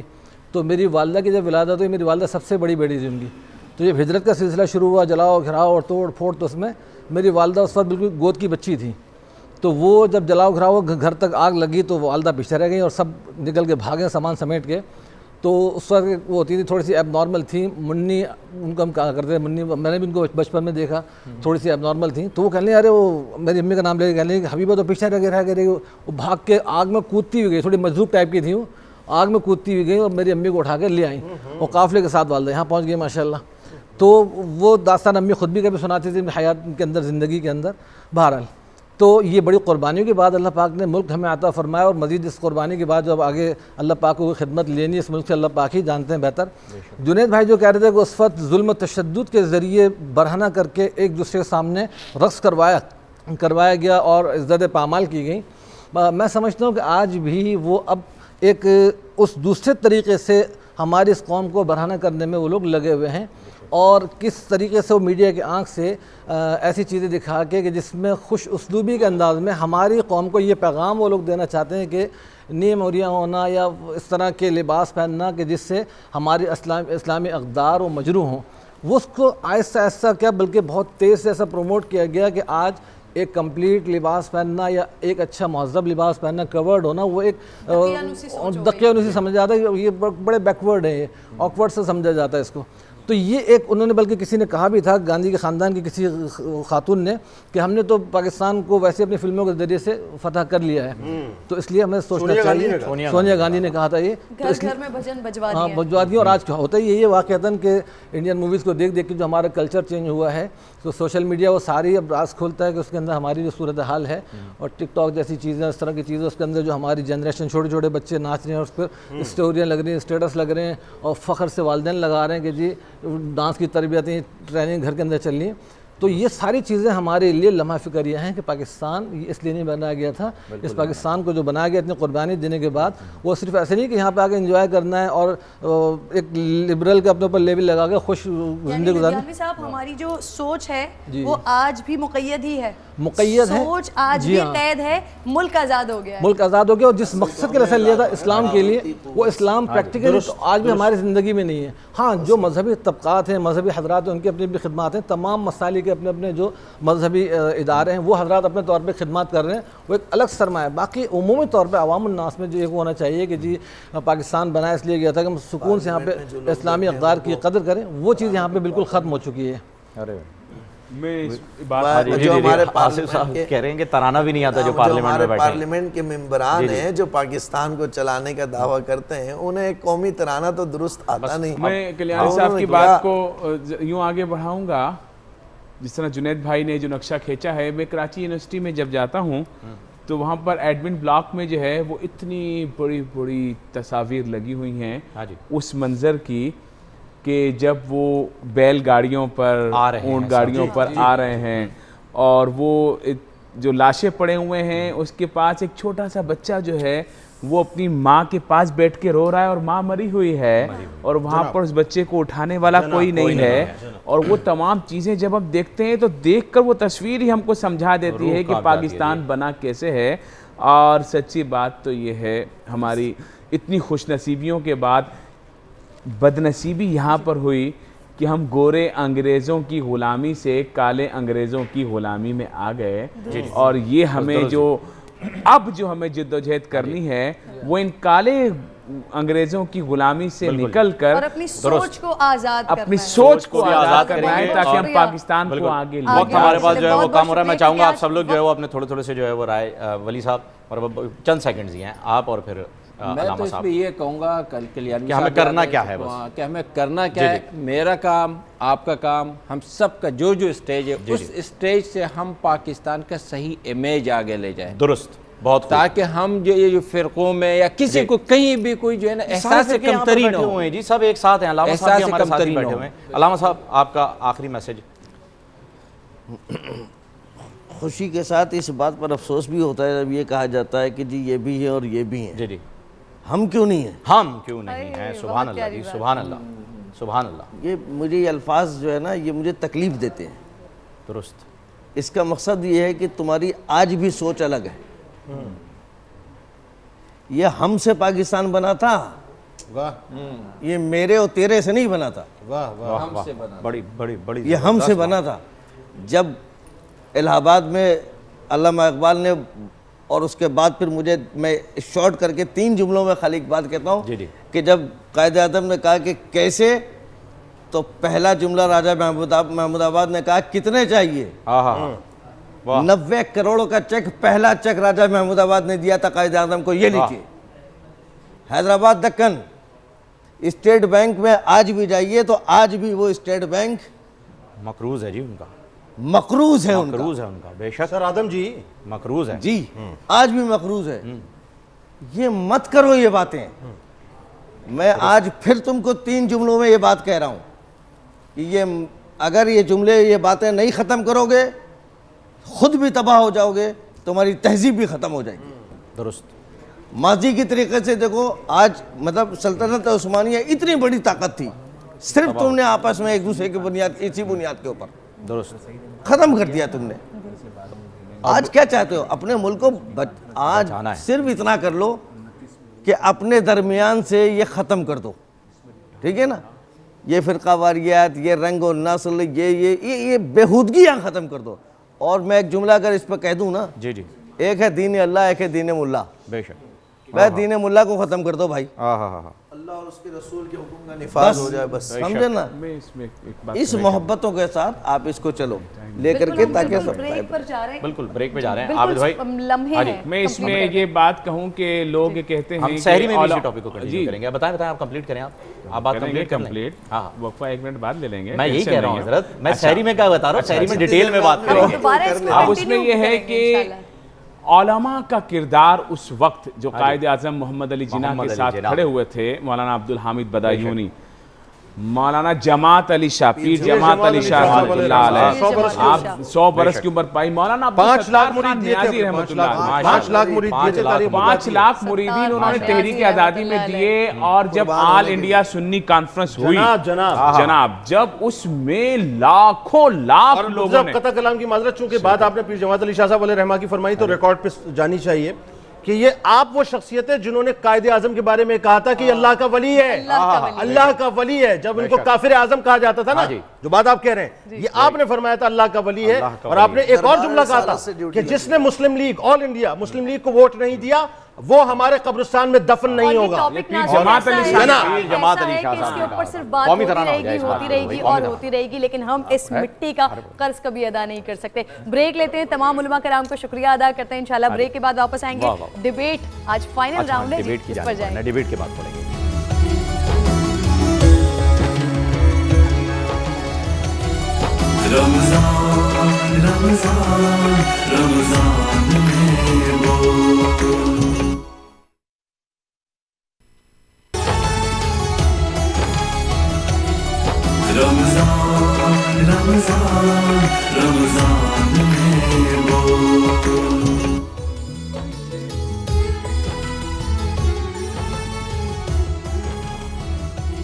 السلام علیکم ناظرین، ایک مرتبہ پھر آپ کو خوش آمدید کہتے ہیں. عموماً ہماری جو نشریات ہوتی ہے رمضان میں بول کی، اس کی افطار ٹرانسمیشن میں ہم ایسا کرتے ہیں کہ پہلے جو ہے وہ ڈیبیٹ اور پھر کوئز ہوتا ہے اور اس کے بعد جو ہے وہ ہم عالم کے بول میں آتے ہیں. لیکن اس بار ہم عالم کے بول میں پہلے آئے کیونکہ اب ہم ڈیبیٹ کی جانب جو ہے وہ بڑھ رہے ہیں. اس کے 2 ریزن. ایک تو ڈیبیٹ آج آخر میں کرنے کا مقصد یہ ہے کہ فائنل راؤنڈ ہے درست. اور علماء کرام کے ساتھ آغاز کرنے کا مقصد یہ تھا کہ آج یوم پاکستان یوم ہے پاکستان. اور یوم پاکستان میں پاکستان بننے میں علماء کرام کا جس طرح کا کردار تھا, جس طرح سے آغاز انہوں نے کیا تھا, تو ہم نے بھی اسی مناسبت کے ساتھ علماء کرام سے اپنی بات کا آغاز کیا تھا اور اختتام ہم ڈیبیٹ اور کوئز کمپٹیشن. بالکل. اب یہ پاکستان ایک اس زاویے سے دیکھ لیجئے گا جنید بھائی کہ پاکستان بن گیا.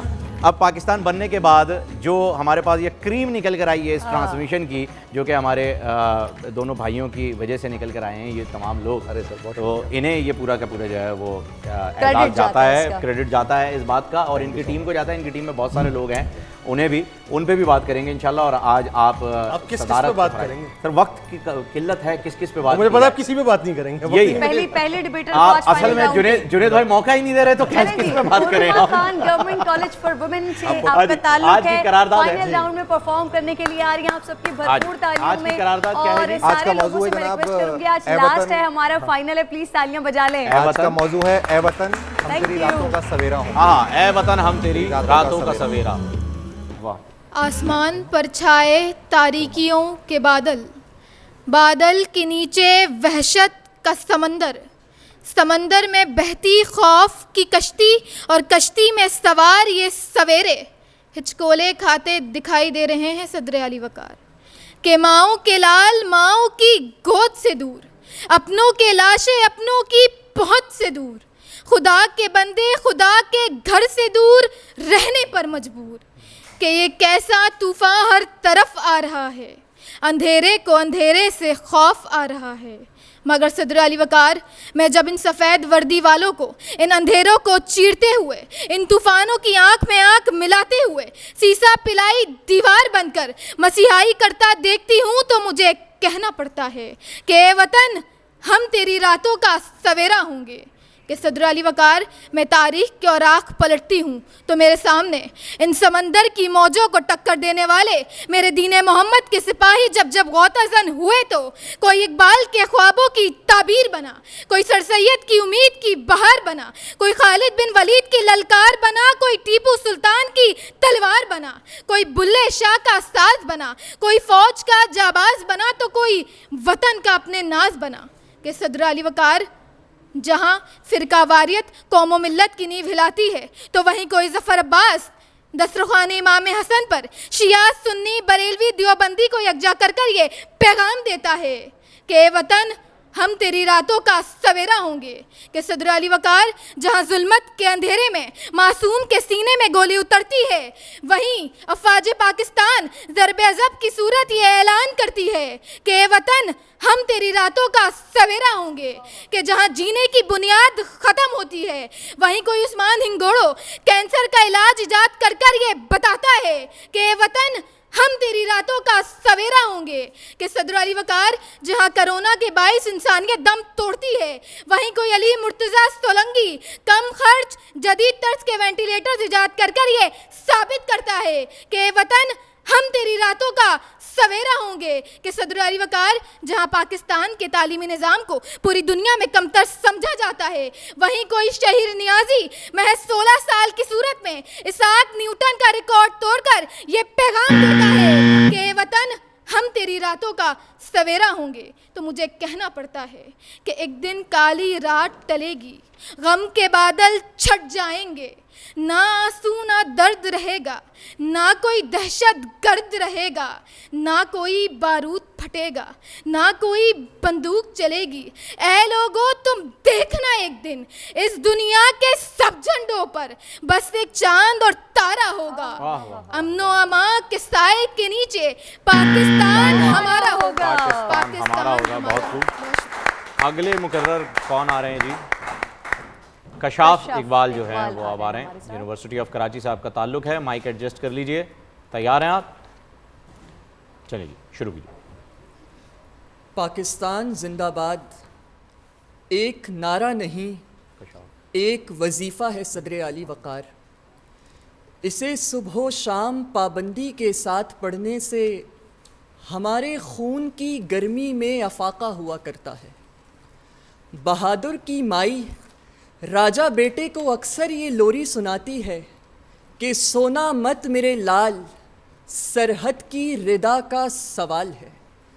وطن کی مٹی کو زرخیز بنانے کے لیے اپنے جسد خاکی کی کاشتکاری کرنے والے مٹی کے تعویذ بناتے ہیں، مٹی سے تیمم کرتے ہیں، مٹی پر سجدے کرتے ہیں اور اس مٹی کو اپنے لہو سے ایسے تر کرتے ہیں کہ ادھر مٹی کے منہ سے نکلا اف اور ادھر سے آواز آئی کہ آج وبا کے موسم میں تورخام بارڈر پر میجر محمد اصغر کا نکاح مٹی کے ساتھ حق مہر شہادت کے عوض قبول ہے، قبول ہے، قبول ہے کہ ہم سوئے نہیں کئی راتوں سے، اے جانے وطن 100 چاند بجھے، ہمیں نیند اسی دن آئے گی جب دیکھیں گے آباد تجھے۔ جہاں غرور سے مراد وطن کے لیے جائیں وہاں غرور کا سر نیچا ہوا نہیں کرتا صدر علی وقار۔ تو سلامت وطن کہ خون کے قطروں قطروں کو ترستے مریض جو قرض رکھتے تھے جان پر، کسی مولانا الیاس قادری نے، کسی ڈاکٹر عبدالباری نے وہ حساب آج چکا دیا۔ تو سلامت وطن کہ جو اکیلا ہی چلا تھا جانب منزل، مگر جب دکھی دلوں کا سہارا بنا تو سارے منصار برنی ٹرسٹ کے ساتھ لوگ آتے گئے، کارواں بنتا گیا۔ تو سلامت وطن کہ جب حب الوطنی سونے لگی تھی تو ISPR نے ملی نغموں سے ایک جذبہ جنوں بیدار کیا کہ آنکھوں کی سرخیاں ہیں عزائم کا اشتہار، سینے سلگ رہے، لگی ہے لگن ابھی، بڑھنے دو اور شوق شہادت عوام میں، کچھ بانجھ تو نہیں ہے یہ خاک وطن ابھی۔ میرے خون کی بس اتنی سی خواہش ہے کہ اسے جب بھی تولا جائے تو بس مٹی میں تولا جائے۔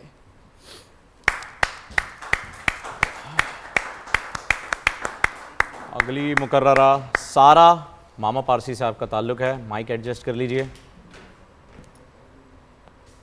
شروع کیجئے۔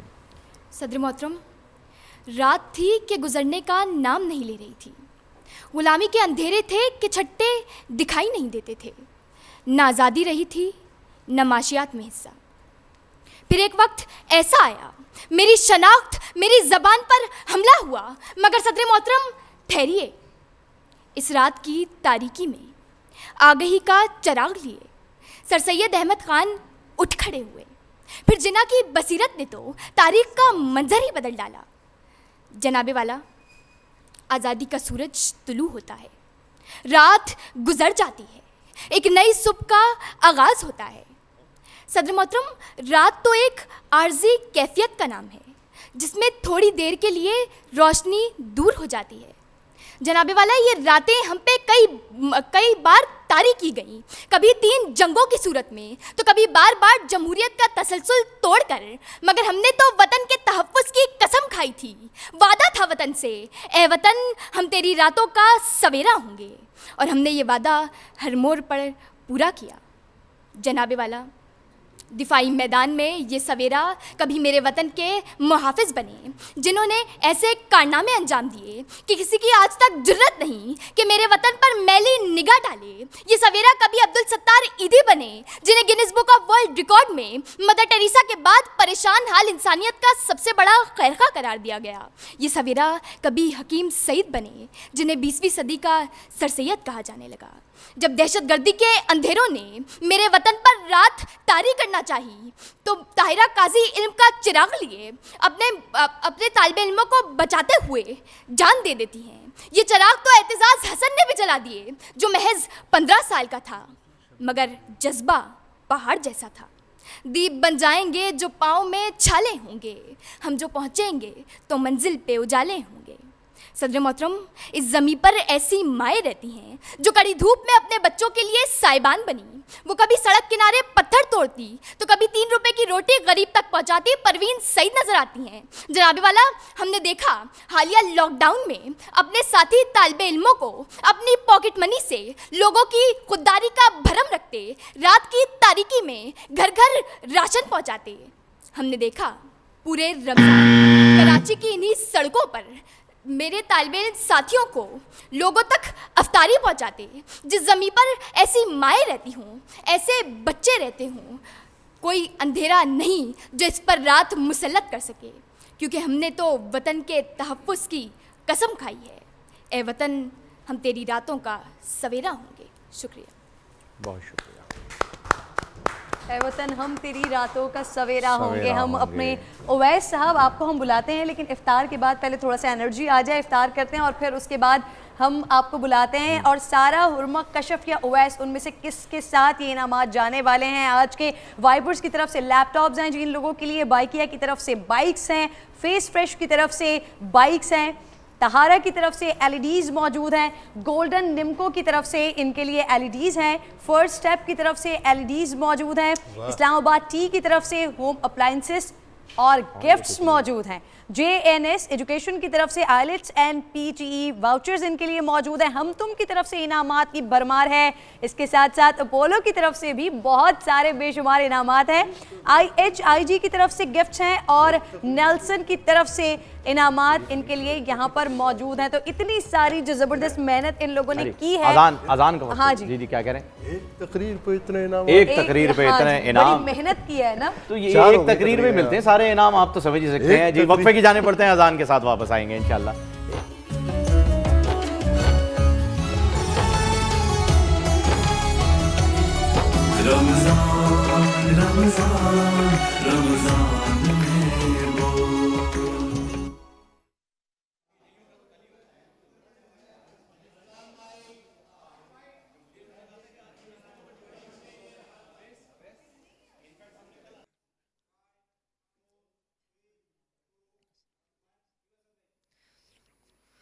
अल्लाहु अकबर, अल्लाहु अकबर,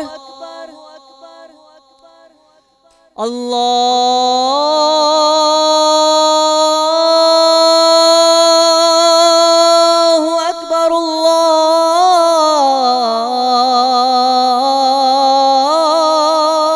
अल्लाहु अकबर। अशहदु अन ला इलाहा इल्लल्लाह,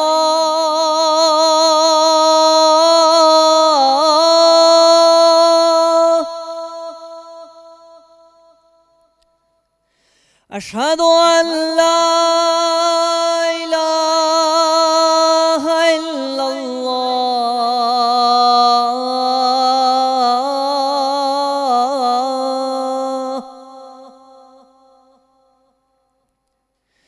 अशहदु अन्ना मुहम्मदर रसूलुल्लाह,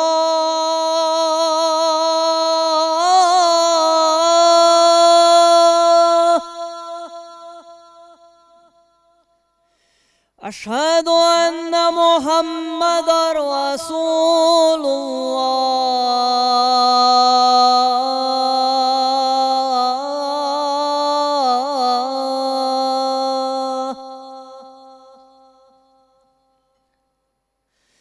हय्या अला सलाह,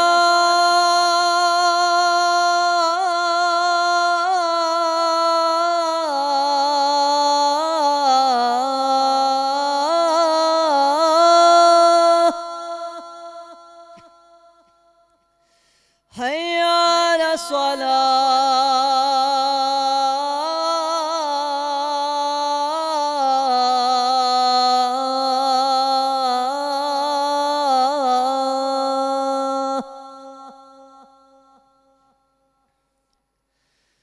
हय्या अलल फलाह,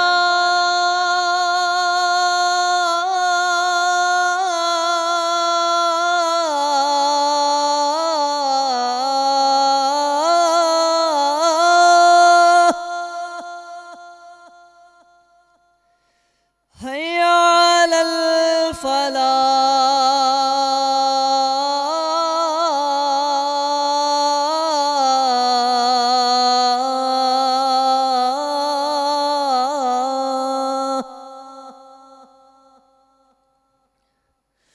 اللہ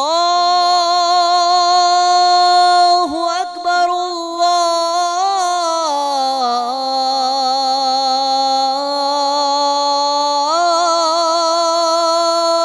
اکبر لا الہ الا اللہ.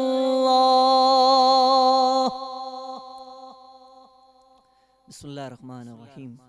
اللہم رب هذه الدعوة التامة والصلاة القائمة آت سیدنا محمد الوسیلة والفضیلة والدرجة الرفیعة وبعثه مقاما محمودا الذی وعدته وارزقنا شفاعته یوم القیامة انک لا تخلف المیعاد. السلام علیکم ناظرین، ایک مرتبہ پھر آپ کو خوش آمدید کہتے ہیں رمضان میں بول کی افطار ٹرانسمیشن میں. اور ڈیبیٹ کا سیگمنٹ جو ہے وہ چل رہا تھا، تول کے بول میں ہم تھے، اور چوتھے جو ہمارے کنٹیسٹنٹ ہیں انہیں ہم نے بلانا تھا. آج ان کی روزہ کشائی بھی کرواتے. لیکن بھائی ایک چیز جو میں نے نوٹ کی ہے، وہ ججز بھی جو ہے وہ بھی اس پہ بھی ذرا غور فرمائیے گا. آپ لوگوں نے بھی یقیناً کیا ہوگا کہ ان سے پہلے جو 3 آئے تھے ان کے حلق جو ہیں وہ خشک ہو رہے تھے. تو ایسا نہ ہو کہ انہیں ایڈوانٹیج مل جائے کہ افطار کے بعد آ رہے ہیں. یہ دیکھ لیجیے گا، پکوڑے کھا لیے تو سارا جب آئی تھی تو وہ بڑی ایفرٹ کر رہی تھی، ایسا لگ رہا تھا ان کا گلا جو ہے وہ خشک ہوا ہے. پانی پیا؟ آ جائیں. انہوں نے کچھ نہیں کھایا. ٹھیک ہے، ان کو بھی اندازہ ہے کہ جنید بھائی بتائیں گے تقریر سے پہلے کسی کوئی چیز نہ کھائی جائے تو بہتر ہو رہی ہے. نہیں، پانی بھی نہیں پیا نا. پانی تو پیا، افطار کرنا ہوگا. 10 منٹ ویسے ہی لیٹ ہے ہمارا. چلے، آپ کا ٹائم شروع ہوتا ہے اب. فرصت کے وہ چند لمحات تھے جب بڑی دور تک بحر تخیل میں غوطہ زن تھا. کیا دیکھتا ہوں کہ میرے سامنے زخمی وجود لیے میرا پاکستان رو رہا ہے. میں نے کہا ہے وطن کیا ہوا، روتے کیوں ہو، یہ تمہارا وجود زخمی کس نے کیا؟ کہا ان لہو کے آنسو بہاتی آنکھوں سے دیکھو کہ تمہارے اس وطن میں نے سندھی، پنجابی، بلوچی تو دیکھا مگر پاکستانی نہیں. میں نے کارکن، جیالہ، ورکر تو دیکھا محب وطن نہیں. شیعہ، سنی، جو بندی تو دیکھے امت مسلمہ نہیں. میں نے زمانے میں شدت اور حدت تو دیکھی مگر جدت نہیں. ارے کرسیوں پر سربراہ تو دیکھا رہنما نہیں. میں نے سندھ، پنجاب، خیبر پختونخوا تو دیکھا پاکستان نہیں. سندھ، پنجاب، خیبر پختونخوا تو دیکھا پاکستان نہیں. سر جھکائے، نظریں چھپائے. میں نے کہا اے وطن نذرانہ پیش ہو. کہا پھر سے اندھیرا لائے ہو. میں نے کہا نہیں، اب کی بار ترازو لایا ہوں اندھیرے اور سویرے کا. میں دیکھتا ہوں کہ سویرے کا پلڑا بھاری ہوتا جا رہا ہے. میں نے کہا اے وطن تعصب کا اندھیرا چھایا ہے تو کیا ہوا؟ مولانا طارق جمیل، شہنشاہ حسین نقوی محبت بانٹ کر سویرا بھی تو کر رہے ہیں. غربت کا اندھیرا چھایا ہے تو کیا ہوا؟ میرے JDC سیلانی ایدھی بلکتی انسانیت کی خدمت کر کے سویرا بھی تو کر رہے ہیں. وبا کے پیش نظر ہسپتالوں کی بدحالی کا اندھیرا چھایا ہے تو کیا ہوا؟ حیدرآباد کے انجینئر مرتضیٰ علی سولنگی آٹومیٹک وینٹیلیٹر بنا کر سویرا بھی تو کر رہا ہے. دہشت گردی کا اندھیرا چھایا ہے تو کیا ہوا؟ نارتھ کراچی کی پولیس کا جوان اجمل ڈکیتی کرنے والوں کو دھول چٹا کر سویرا بھی تو کر رہا ہے. ارے کس نے کہا کہ عرفہ کریم کے بعد ہماری سائنس میں ہوا اندھیرا؟ ارے وہ دیکھو دنیا کا کم عمر ترین سائنسدان شہیر نیازی بن گیا سویرا. کہ آج بدحالی کی اس رات کے اندھیرے کا مقابلہ کر رہے ہیں تو کل اس اندھیرے کو مات بھی دیں گے کہ جب قائد کے قیام کے سائے اقبال کے فرمان ہوں گے. فرقہ پرستی کو چھوڑ کر فقط ایک مسلمان ہوں گے. پاکستان کے 4 نہیں بلکہ 4 کا ایک پاکستان ہوں گے. ارے قوم کے بزرگ کیوں نہ مثل سلمان ہوں گے جب ایک ایک نوجوان شمع حیدر کرار ہوں گے. یہ جو بستے ہیں بن کر رات کا اندھیرا نہ ہوں گے کہ جب ہم تیری راتوں کا सवेरा हूँ मैं, ए वतन हम तेरी रातों का सवेरा हूँ। Time up. चारों से गुजारिश करूंगा कि यहाँ पर तशरीफ ले आएँ। और फिर जुनैद भाई, सबसे पहले तो हम चाहेंगे कि आप नहीं पहले तो जजेस ये भाई वो पॉइंट बना रहे हैं। डिसीजन हो चुका है, आप उससे परेशान ना हो। डिसीजन पे असर अंदाज नहीं होंगे। नहीं वो मुरतब करें पहले तो डिसीजन अपनी जगह। पहले मैं चाहता हूँ उनका वर्डिक्ट आएगा, आपका हम स्कोर दे चुके हैं। उन्होंने तो फैसला सुनाना है, आपकी राय जानना चाह रहे हैं। अच्छा, बात यह है कि माशाल्लाह आप चारों को मेरी तरफ से बहुत मुबारकबाद। और मुझे बहुत खुशी हुई आप चारों को सुन के, इसमें कोई दूसरी राय नहीं है कि हमारे नौजवानों में बड़ी एनर्जी है किरण। और मैं अमूमन एक बात कहता हूँ कि इनको बुनियादी तौर पे बस सिर्फ एक रास्ता दिखाने की देर है, डायरेक्शन की ज़रूरत। हाँ, बस सिर्फ डायरेक्शन की ज़रूरत है, मंजिल का इनको पता है कि इनको कहाँ जाना है। तो माशाल्लाह हमारे पास बहुत अच्छे मुक़र्रिरीन हैं। और हम तो ज़ाहिर है जिस ज़माने में फ़न तक़रीर से वाबस्ता थे, तो उस ज़माने में चूँकि मुबाहिसे बहुत होते थे, डेक्लेमेशन कॉन्टेस्ट जो है बहुत होते थे, स्पीच कॉम्पिटिशन्स बहुत होते थे, तो हमें समझ लीजिए कि ऑलमोस्ट रोज़ की बुनियाद पे हम लड़ा करते थे कोई ना कोई मुकाबला। लेकिन आपके साथ एक अच्छी बात यह है कि अब डिजिटलाइज दौर हो गया है, इन्फॉर्मेशन की दुनिया है, बहुत सी चीज़ों की बड़ी आसानी से एक्सेस है। लेकिन एक कमी जो मैं आप चारों में मैं चाहता हूँ उसका मैं इजहार करूँ, आप पे नहीं लेकिन आप तीनों पे ख़ास तौर पे मैं ये कमेंट करना चाहता हूँ। मुझे जो एक ख़ास मतलब कमी महसूस होती है, मे बी मैं गलत हूँ, देखिए मेरा अपना तासुर है, हतमी बात नहीं है, इसको कहीं ऐसा मत समझिएगा कि जुनैद भाई ने एक बात कही है तो ये स्टैम्प्ड हो गई, ऐसा नहीं है। लेकिन मुझे महसूस होता है, ये राहिल भी बैठे हैं, ज़ाहिर है मतलब सीनियर मुकर्रर हैं, मुदस्सिर बैठे हैं, ये बताएंगे, और इनका विज़न मुझसे बहुत ज़्यादा अच्छा है माशाल्लाह। लेकिन मुझे ऐसा महसूस होता है कि जो मुकर्रर है ना, उसकी बॉडी लैंग्वेज बड़ी खुल के होनी चाहिए, मतलब खुली होनी चाहिए।